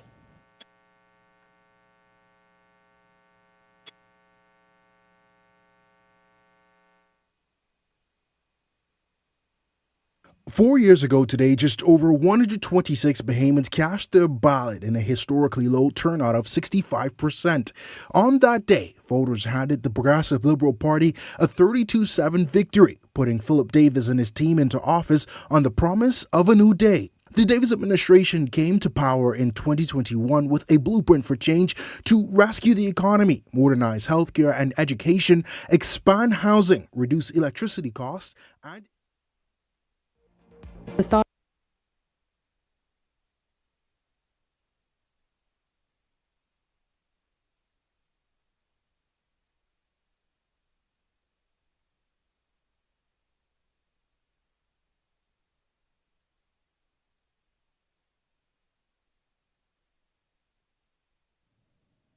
Okay, the Deputy Prime Minister basically speaking further to that news today that the initial funding that the government thought it had secured obviously fell through, and now they will have to find alternative funding. Let's go back to the president of the Grand Bahama Chamber of Commerce, Dylan Knowles, who is joining me live from Grand Bahama this evening. Let's just talk about the Grand Lucaya. I am told that workers there had an issue with pay, as they are still uncertain and up in the air about just exactly maybe when they would have to seek alternative measures. They were paid last night. Were you able to speak with any of them to get their thoughts on how the pay stalled until last night? No, I have not been in touch with any of the workers at Grand Lucayan. I understand that there was a problem with pay, and I don't know whether that problem is related to the government or to the new developer. So I really couldn't comment on the specifics of that. Yes. Now, MSC, last week on this show, I talked about MSC. I focus on Grand Bahama quite frequently, Mr. Knowles, and I focused on MSC and the issue there that some are under the impression that negotiation, because of whatever the intricacies are, is also stalling further progress, which a number of things are basically ready and set to go, which is the Xanadu and the Royal Caribbean project and a number of other projects, but then they are waiting on that harbor area to be developed by MSC. Can you speak to that and how just that even starting and the wheels turning can make a significant difference for Grand Bahama? There are lots of things going on as it relates to the cruise industry that are somewhat up in the air. Royal Caribbean, through their premier cruise line, Celebrity Cruise Lines, is supposed to build their own essentially theme park and beach experience at the present Xanadu site. I'm understanding that that is also contingent on some activities at the harbor in terms of creating the necessary cruise berths at the harbor for that for the Celebrity Cruise Line ships to berth at. That whole harbor situation is undergoing extensive review. And a proposal was put forward for turning what we call Billy Key, which is a small key in the middle of the harbor that has been expanded due to the dredging, turning that into a new cruise port, which is supposedly a collaboration between multiple cruise lines, not just MSC, but also Royal Caribbean and others. So at the end of the day, we could end up on Grand Bahama with a cruise and attraction at the harbor, one at Xanadu, one at the Grand Lucayan, and of course the already built one at Celebration Key.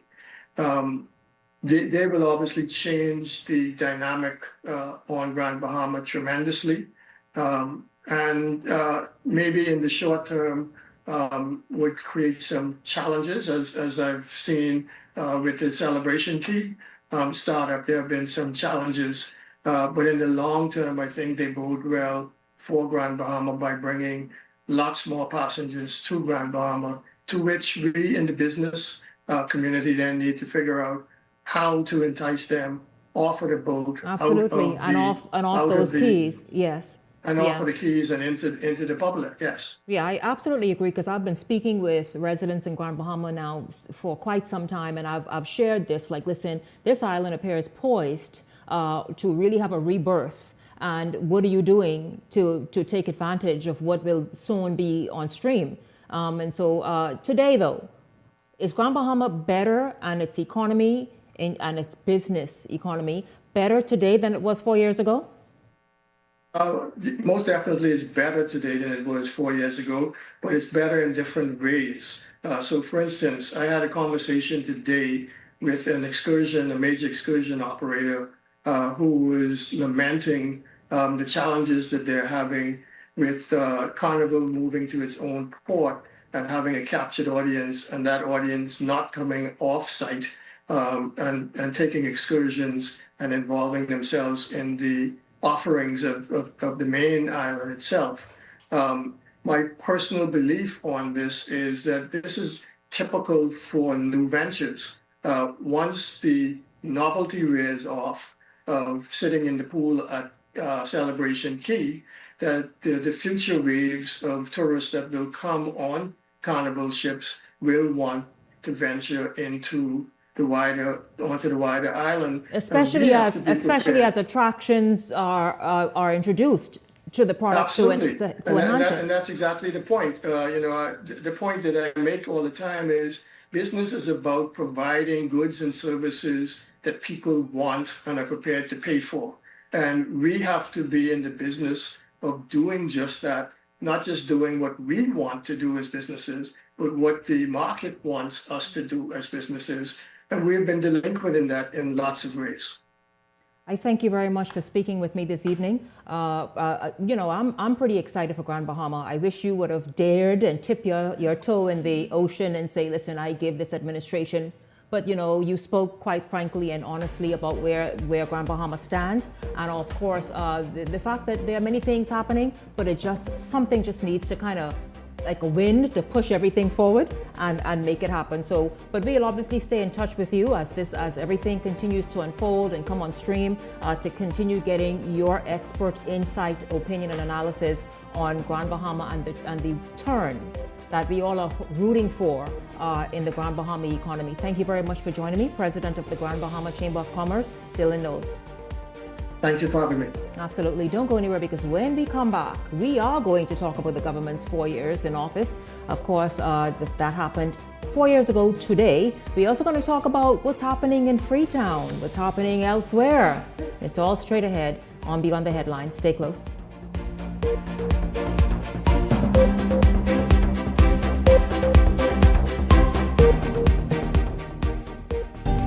Cancer Treatment Centers of America is now City of Hope, creating one of the leading cancer care and research networks from coast to coast, providing more of what you need.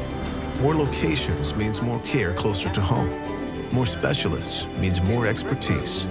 More research means more breakthroughs. More advancements means more treatment options. And more options means more hope. Call now to get more of the care you need.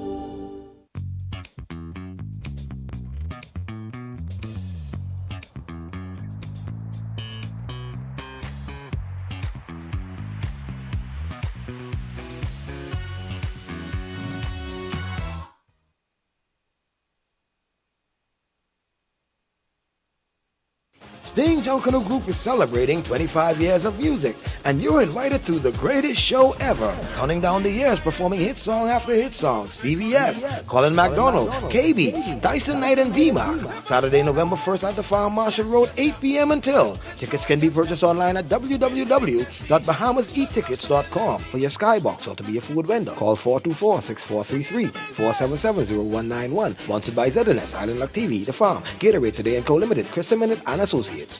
At the Water and Sewage Corporation, safety and convenience are our top priorities. However, our meter readers face challenges that can make their job difficult. Locked gates to guard dogs sometimes leads to missed readings and estimated bills, which can be frustrating for you and us. That's why we're upgrading to digital meters. They bring safety, accuracy, and convenience to homes across the Bahamas. We can streamline data collection, reduce on-site visits, and provide more accurate bills with no more estimates. Digital meters also help detect leaks early, saving you from costly bills and reducing water waste. Soon, a user-friendly app will let you track your water usage, manage bills, and stay informed, all at your fingertips. Over the next year, we're rolling out digital meters nationwide, transforming how we serve you with a safer and cost-efficient water supply. To learn about our digital meters, visit our website or call us today. And don't forget to update your information at any of our locations. I feel good when you're wrapped up in my arms, dancing to a reggae song. Feel good, feel good. I feel good, 'cause your perfume isn't loud, and only I can talk about. Feel good, feel good. You feel like velvet rubbing over my skin, and It's me, Wednesday Addams. Your life just took a dark turn. I regret to inform you that I have devised the meal of misfortune with Wendy's. It's pure torture for your taste buds, with 4 nightmares dips of dread. Don't waste my time asking which ones you'll get. You must surrender to your fate. Enjoy the anguish.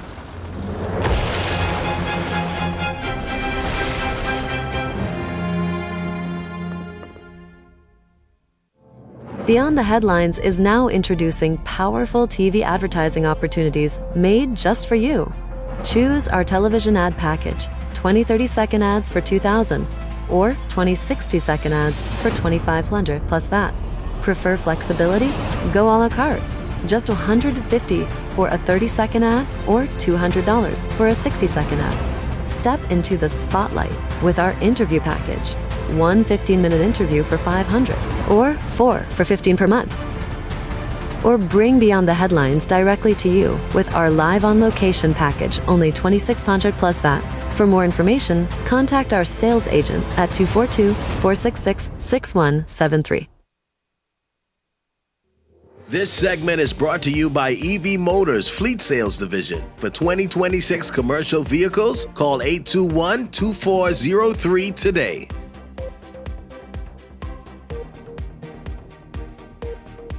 Welcome back to Beyond the Headlines. It's good to have you continuing to tune in. By the way, did you settle on a grade as yet for the performance of this Davis administration in its 4 years in office? We're going to move right on this evening. After sweeping into office 4 years ago, the Progressive Liberal Party stands at a crossroads, claiming victories in the nation's finances, but still haunted by the plea of residents impacted by soaring cost of living.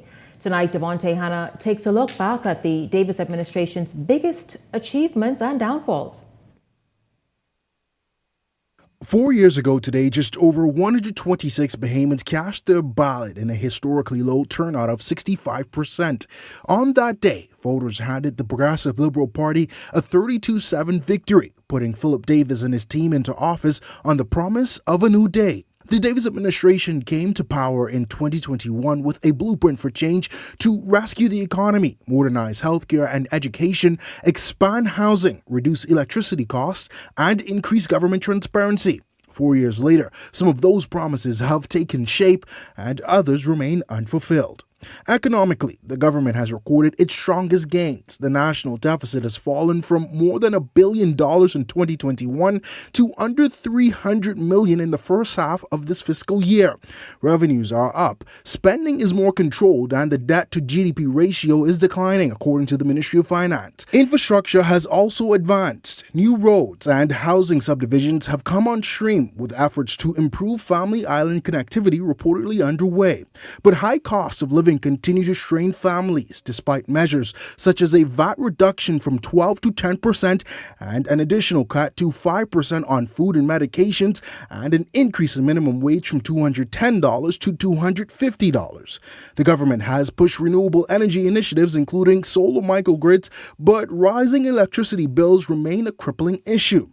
On transparency, critics point to delays in fully implementing the Freedom of Information Act and other accountability measures, which the Prime Minister himself has acknowledged is not a priority. Healthcare has seen mixed results. Ground has been broken for a new hospital in Grand Bahama and partial funding secured for another in the capital, but the country will ultimately have to foot 96% of the bill. Upgrades to clinics are in progress, and a catastrophic health fund was established to help those with serious illnesses. Public sector workers have seen salary adjustments, and 59 new industrial agreements have been signed, a sharp contrast to previous administrations. In education, initiatives such as the National School Breakfast Program have rolled out, but broader reform remains a challenge. Delays and slow progress continue to plague major projects, particularly in the Family Islands. Grand Bahama, promised as an innovation city, has yet to see that vision materialized. As the administration enters the final stretch of its term, its ability to complete key projects and deliver relief to ordinary Bahamians will likely determine how its blueprint for change is judged and whether voters will grant them another term. Devontae Hanna, Eyewitness News. Well, a very fair assessment and thorough report by Devontae Hanna on the government's fourth year anniversary. I want to bring in right now the Hot Topics panelists, Beyond the Headlines contributors.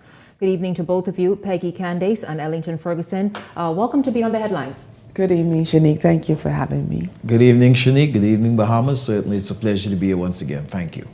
I want to ask you both individually. Jump right in. Let's just do this. Let's get to it. What grade would you give this administration on its performance in 4 years? I would not dare. I would not dare. I'm going to have to take the way of Mr. Knowles. No, excuse me. It's no pleading the fifth. We don't even have a fifth here. I would not dare, but I will commend that when you look at what is being done. And I think I'm speaking about put down the shade, put down the sarcasm, put down the criticism, and be honest and take a look. Those are the things that I had to do over the last 2.5 months when I decided to take a look at what is being done instead of just criticizing, oh, you misspoke, oh, you should have said it this way. Look at what is being done, and I came to realize that this government has been very busy. Yes, they have been signing contracts, breaking grounds, but in all of that, things are coming out of the ground. If we look at in Eleuthera, South Eleuthera, we see things coming out of the ground. If we look at Blue Hill Road, we see a clinic that ground was broken early this year coming out of the ground. If we look in Kiet Island, out of the ground. If we look in Exuma, out of the ground. And so things are being done. Yes, the economy is not as strong, but the economy is not strong globally. And so if you're going to give this government a fair assessment, look at what is being done. And not out of a critical eye, but of a eye saying, let me see where my money is being spent. Well, Shanique, when you talk about grade, in school there is your term grade, and then there's the exam grade. Mm-hmm. And you can get A's and B's in the term grade, and if you have a poor exam, that will affect your term grade, and your overall, it'll bring down your grade point average. Mm-hmm. Same thing if you have a poor, or you're not too good in the term grade, and you're good with your exams, then one will affect the other, and it will kind of bring it down. And so you must look, the report that we looked at a while ago about the government's accomplishments. I think this administration has come in with a bold agenda. They've been very aggressive. They've hit the ground running. They've had many missteps, of course. Mm-hmm. However, you cannot deny some of the things that are happening. I think they've been very, very good in their housing projects. This government, yes, they have spent tremendous amount of money in travel budgets, some of which I think was unnecessary. Nevertheless, you've seen some fruits from some of their travel abroad from the African Afro-Exim Bank that is making some huge investments here in the Bahamas. Some other areas, we're still struggling with BPL, but yet you see things on the ground as it relates to BPL. You see the work going on. Bahamians have yet to really feel the relief. I know for a brief moment of about 2 to 3 months, when we had the prices begin to go down, people were kind of praising it, and all of a sudden, price went back up. So obviously, there's a lot still left to be done for this government, for this administration to really get BPL finalized. Peggy, you talk about Eleuthera. Eleuthera has been going through it. They're talking about doing some things on Eleuthera, and Eleutherians are waiting for some really, really much needed relief. Grand Bahama, in the midst of all that is happening globally, all the uncertainty in the market, the Bahamian economy has begun to come around very slowly, but nevertheless, Grand Bahama, with all of its challenges, its economy is rebounding. You heard the gentleman from the Chamber of Commerce talk about the growth of the economy. Nevertheless, on Grand Bahama, we have the Alukaya. They have got to do something to get that going. That obviously is not going to move, and I could understand why people will not put funds in the ground unless you know how you're going to get airlift, how you're going to get people to Grand Bahama. I know the hotel takes longer than the airport to construct, But I could go ahead and start knowing that my hotel takes longer than the airport. And then even though I take longer, when I'm done, you still ain't get your deal to build your airport. And so I'm still where I was afraid of going. And so the government, that is something that the government, and they would talk about working feverishly to get that done. That airport is critical. As things begin to move in Grand Bahama, without that airport, it can cause things to begin to slow down. It can cause doubt to begin to set in amongst the people. And that is not what you want. I think Grand Bahama is poised for something great. I think the magic, I spoke with persons from the Grand Bahama Port Authority, the Grand Bahama Chamber down there, and they're poised for something great. I really believe that. But this government, they've got to move more post haste with that airport to get that airport going. With all of that said, I think once the government can get these projects off and really completed. See, having projects in the ground is not good enough. Unfortunately, a lot of voters Take them off the drawing board. They don't understand that. That don't mean nothing to them. They call that all talk. Of course, things take time to get done. So once they can get them done, they will probably get an A. Right now, I'll give them a C+. You great. He graded, Peggy. That's what you do. You step up. You brave man. You step up and you make happen. But I'll tell you this, that our grade might be bumped up a little bit because well-placed sources have confirmed to be on the headlines that the government plans to tackle illegal immigration, mainly, get this you all, Bahamians, wait, y'all listening? You're listening. Mainly the illegal Haitian immigration issue. I was told late this evening, in fact, before airtime, that it is something that the government is ensuring that it dots all its I's and crosses its T's to ensure that whatever the decision is, and it will be announced shortly, that this is something that can stick legally and in every which way, humanely and all the rest of it, but they are working on something to help secure the sovereignty of the Bahamas. Now, I want to ask you both, what is it that the government needs to do in very intentional steps and publicly to ensure the Bahamian people that when it comes to the Bahamas, Bahamians are first and to address this thorn that's been in the sides of the Bahamian people for so long? First of all, Shanique, I always had a problem, and I will always have a problem, that anybody that comes to this show, to these shores, and whether you're here, especially if you come here illegally, and we decide that, okay, you've been here for 50 years, 40 years, or whatever amount of time, that we're granting citizenship. I think that is ludicrous. It's crazy. There should be a pathway to citizenship. And so if you've been here and we find out that you deserve to stay, to give you some status, you give them residency, you track their behavior, you track the kind of citizen that they intend to be before to decide later on down the years if they become entitled to citizenship, okay?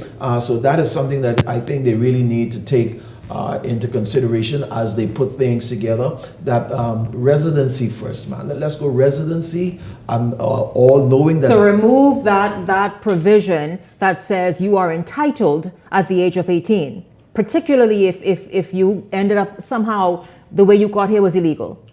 I think they should adjust that, move that. People who come here illegal, I think you should never be given citizenship. You can be given residency. Your children can attain citizenship at some point. But once you illegally come here and we decide to give you some status, you get a residency without never be able to vote on all of that stuff. That is what I believe. I agree with Mr. Ferguson. Additionally, that pathway must be clear, especially those individuals who were born in the Bahamas. That pathway to citizenship, I agree that if you come here illegally, then residency is some sort of status that you can be employed, that you can make contribution to NIB and economy. Also, I believe there must be some guidelines when it comes to taking finances out of this country. Jamaica.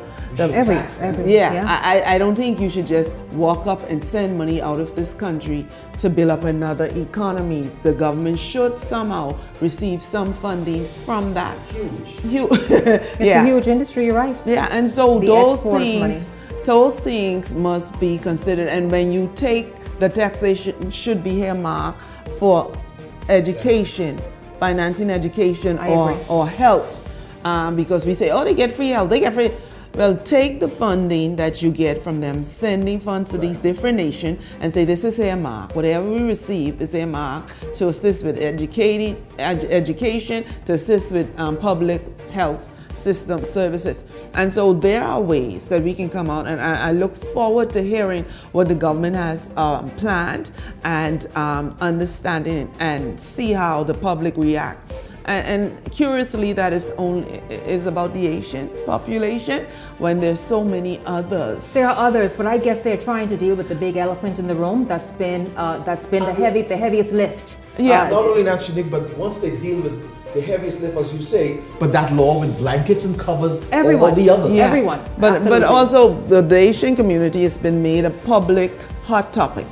Well, I'll tell you, it's like the Mexicans in the U.S. It's the greater bird. When you have imposed yourself on the economy of a nation, and the citizens of that nation feel displaced because of you, largely, then that's when you become the focus. Absolutely. And so it's not a hatred of anyone. If you Absolutely do it not. legally and you let's get it done. The pathway. But otherwise, any government must put its foot down to protect its own sovereignty and the sovereignty of each citizen. 4 years later. Politics, when we come back after the break. Oh, yes. Who liked it?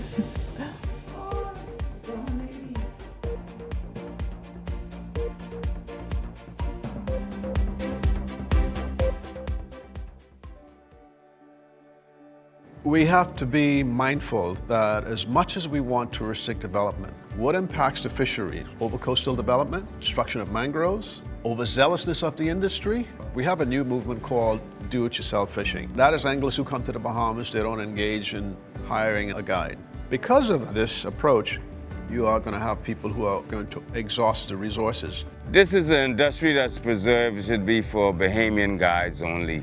We have the DIYs coming in here and they're destroying our flats. We try not to overfish certain areas, so we'll fish a certain area and we'll back off for a while because we don't want the fish to feel too much pressure. It's not just using the buzzwords of the environment and the ecology.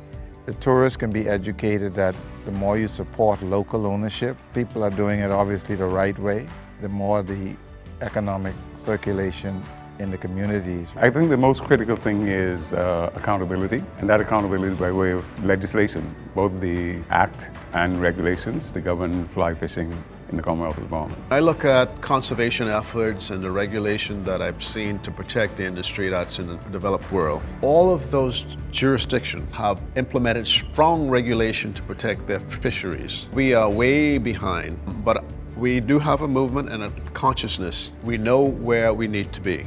Those are our resources, and we have to make an exerted effort to protect it because that's the only gift that we have been given.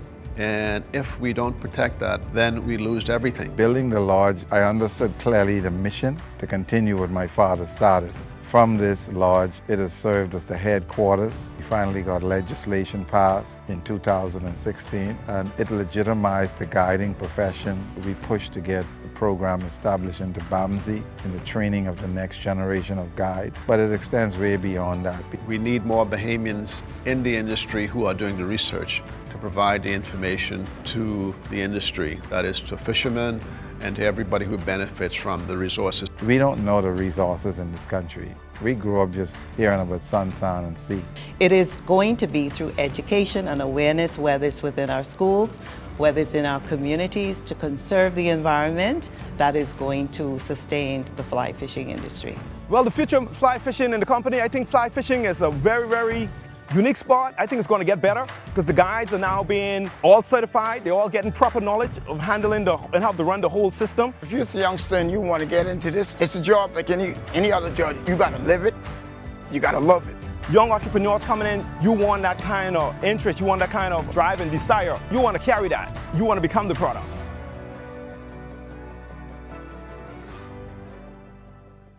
Crack the code and win $1 million. Crack the code and win $1 million. 7 numbers, $1 million. Every 3 days, a number is revealed. Act fast. Your million is waiting. clear. Crack the code before the last lock clicks shut. Get ready to join the winner's circle only at islandluck.com. Dollars. Crack the code and win $1 million.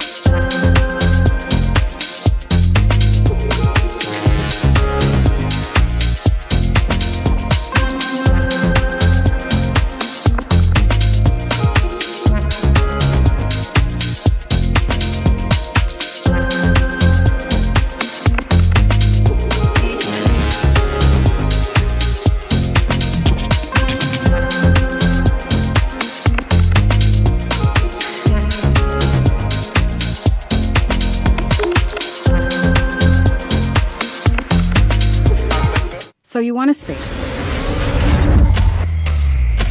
but not just any space. You need something with a little more potential. So how about 1,000 square feet of room to play with?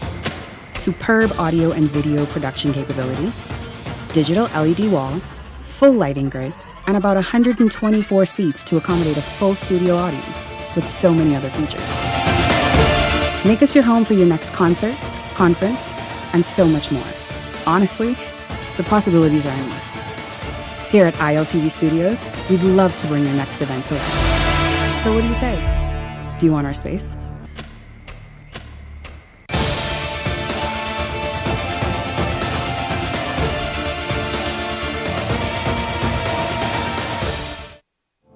Beyond the Headlines is now introducing powerful TV advertising opportunities made just for you.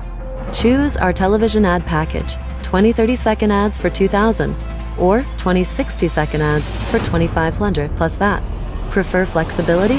Go a la carte. Just $150 for a 30-second ad or $200 for a 60-second ad. Step into the spotlight with our interview package. 1 15-minute interview for $500 or 4 for $15 per month. Or bring Beyond the Headlines directly to you with our live on location package, only $2,600 plus VAT. For more information, contact our sales agent at 242-466-6173. This segment is brought to you by EV Motors Fleet Sales Division. For 2026 commercial vehicles, call 821-2403 today.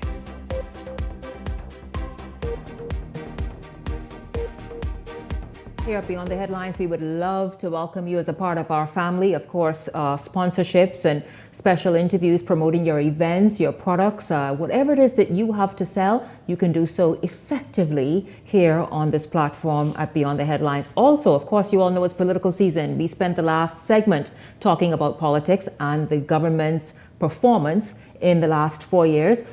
Hey, as you know, it's about a year out, and so you can come here and sit next to me or across from me and talk about your mandate, what it is you want to do as a candidate, as an independent candidate, as somebody belonging to an umbrella organization.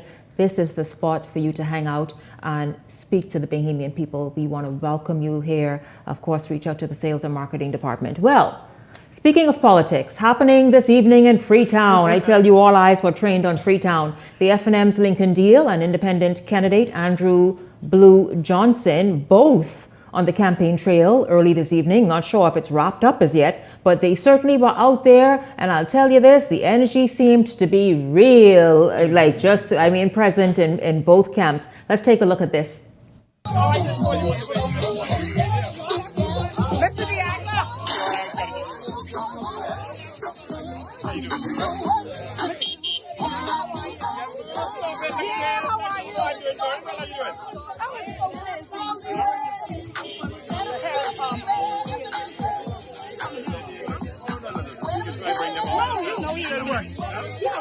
You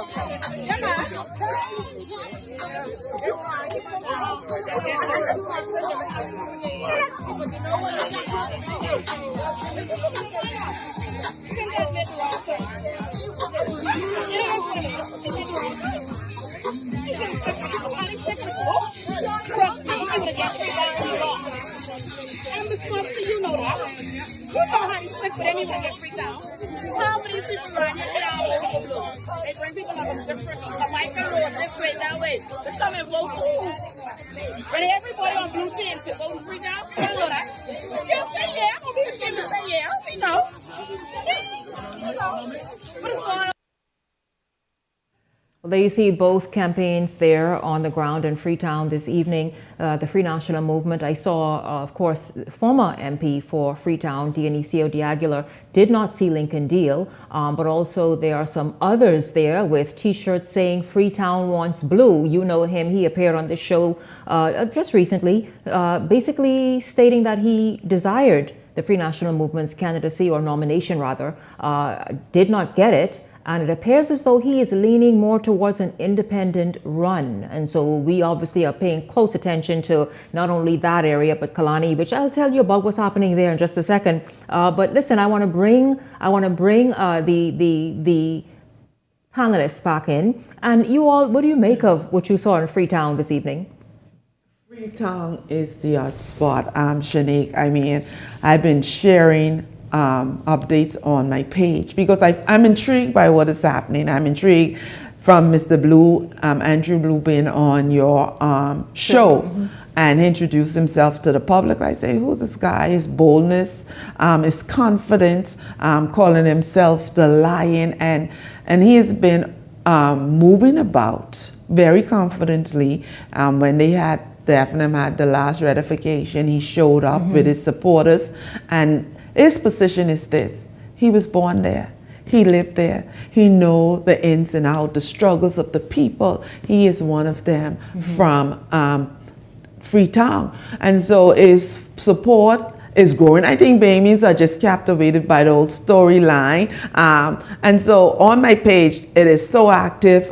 People were asking up to yesterday. One gentleman messaged me, says 5:38. What about Freetown? I say, no sir, that's tomorrow. Listen, thank you for following. He has made that one of the races to watch because I mean he was trending. I observed it as well, obviously from a distance, and I'm like, well, wait a minute, let's see what happens tomorrow evening, meaning this evening. And so it is quite intriguing to watch.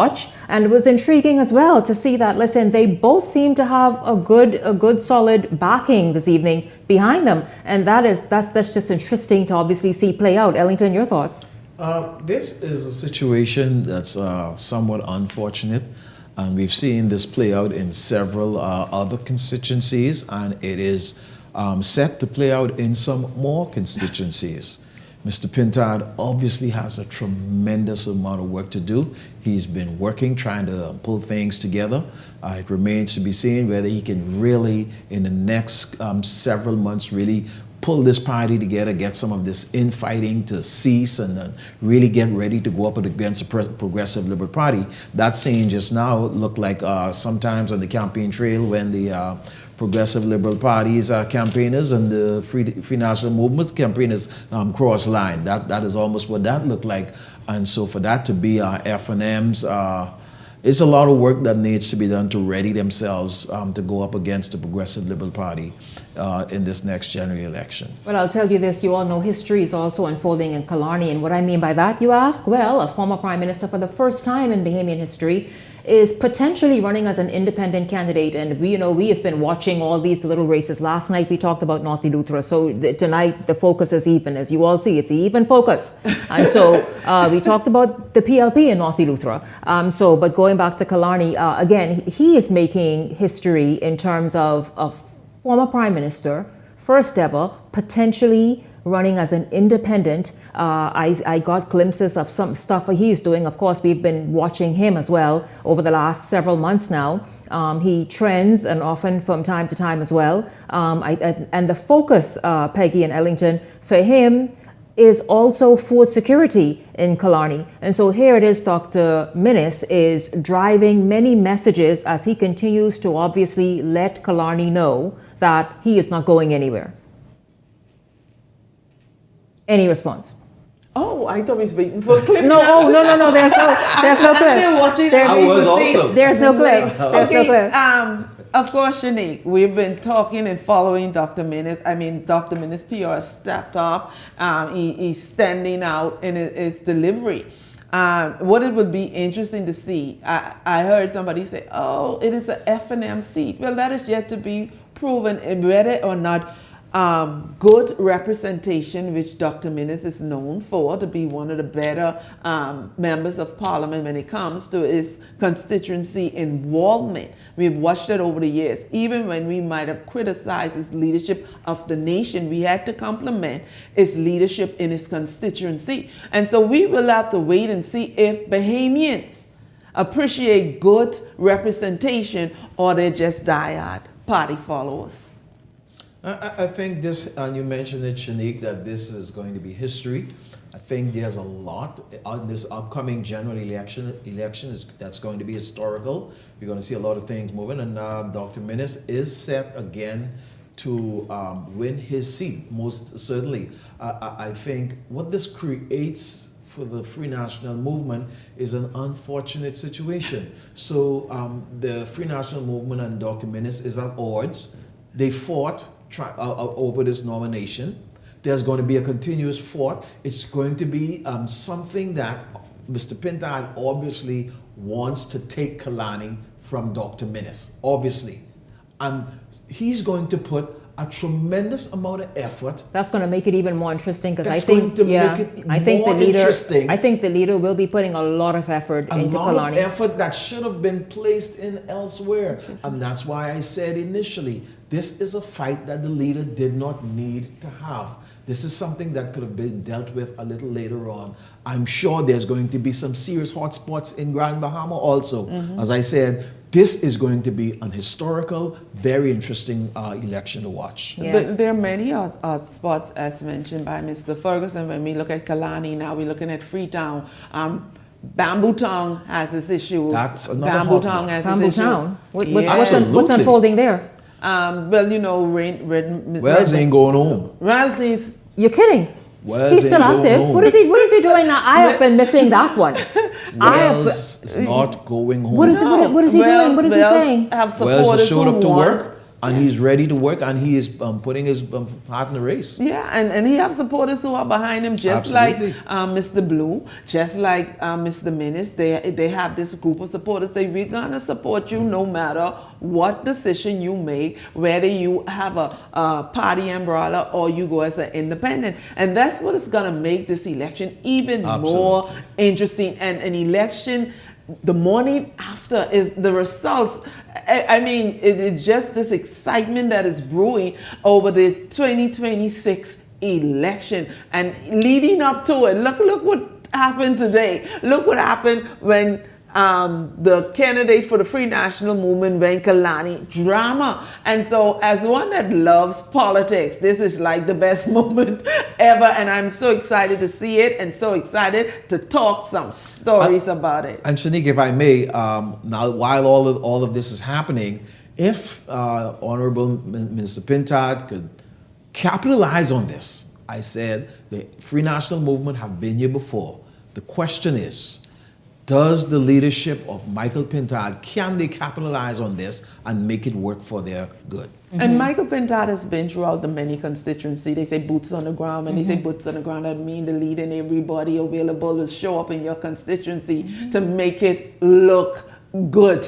But who's going to go on the ground in Grand Bahama? Are you going to fly them all over? I love this game. I love this sport. I'm waiting to see if all the boots gonna hand up in Marco City. Yeah, of course. This is the place the election watch, right?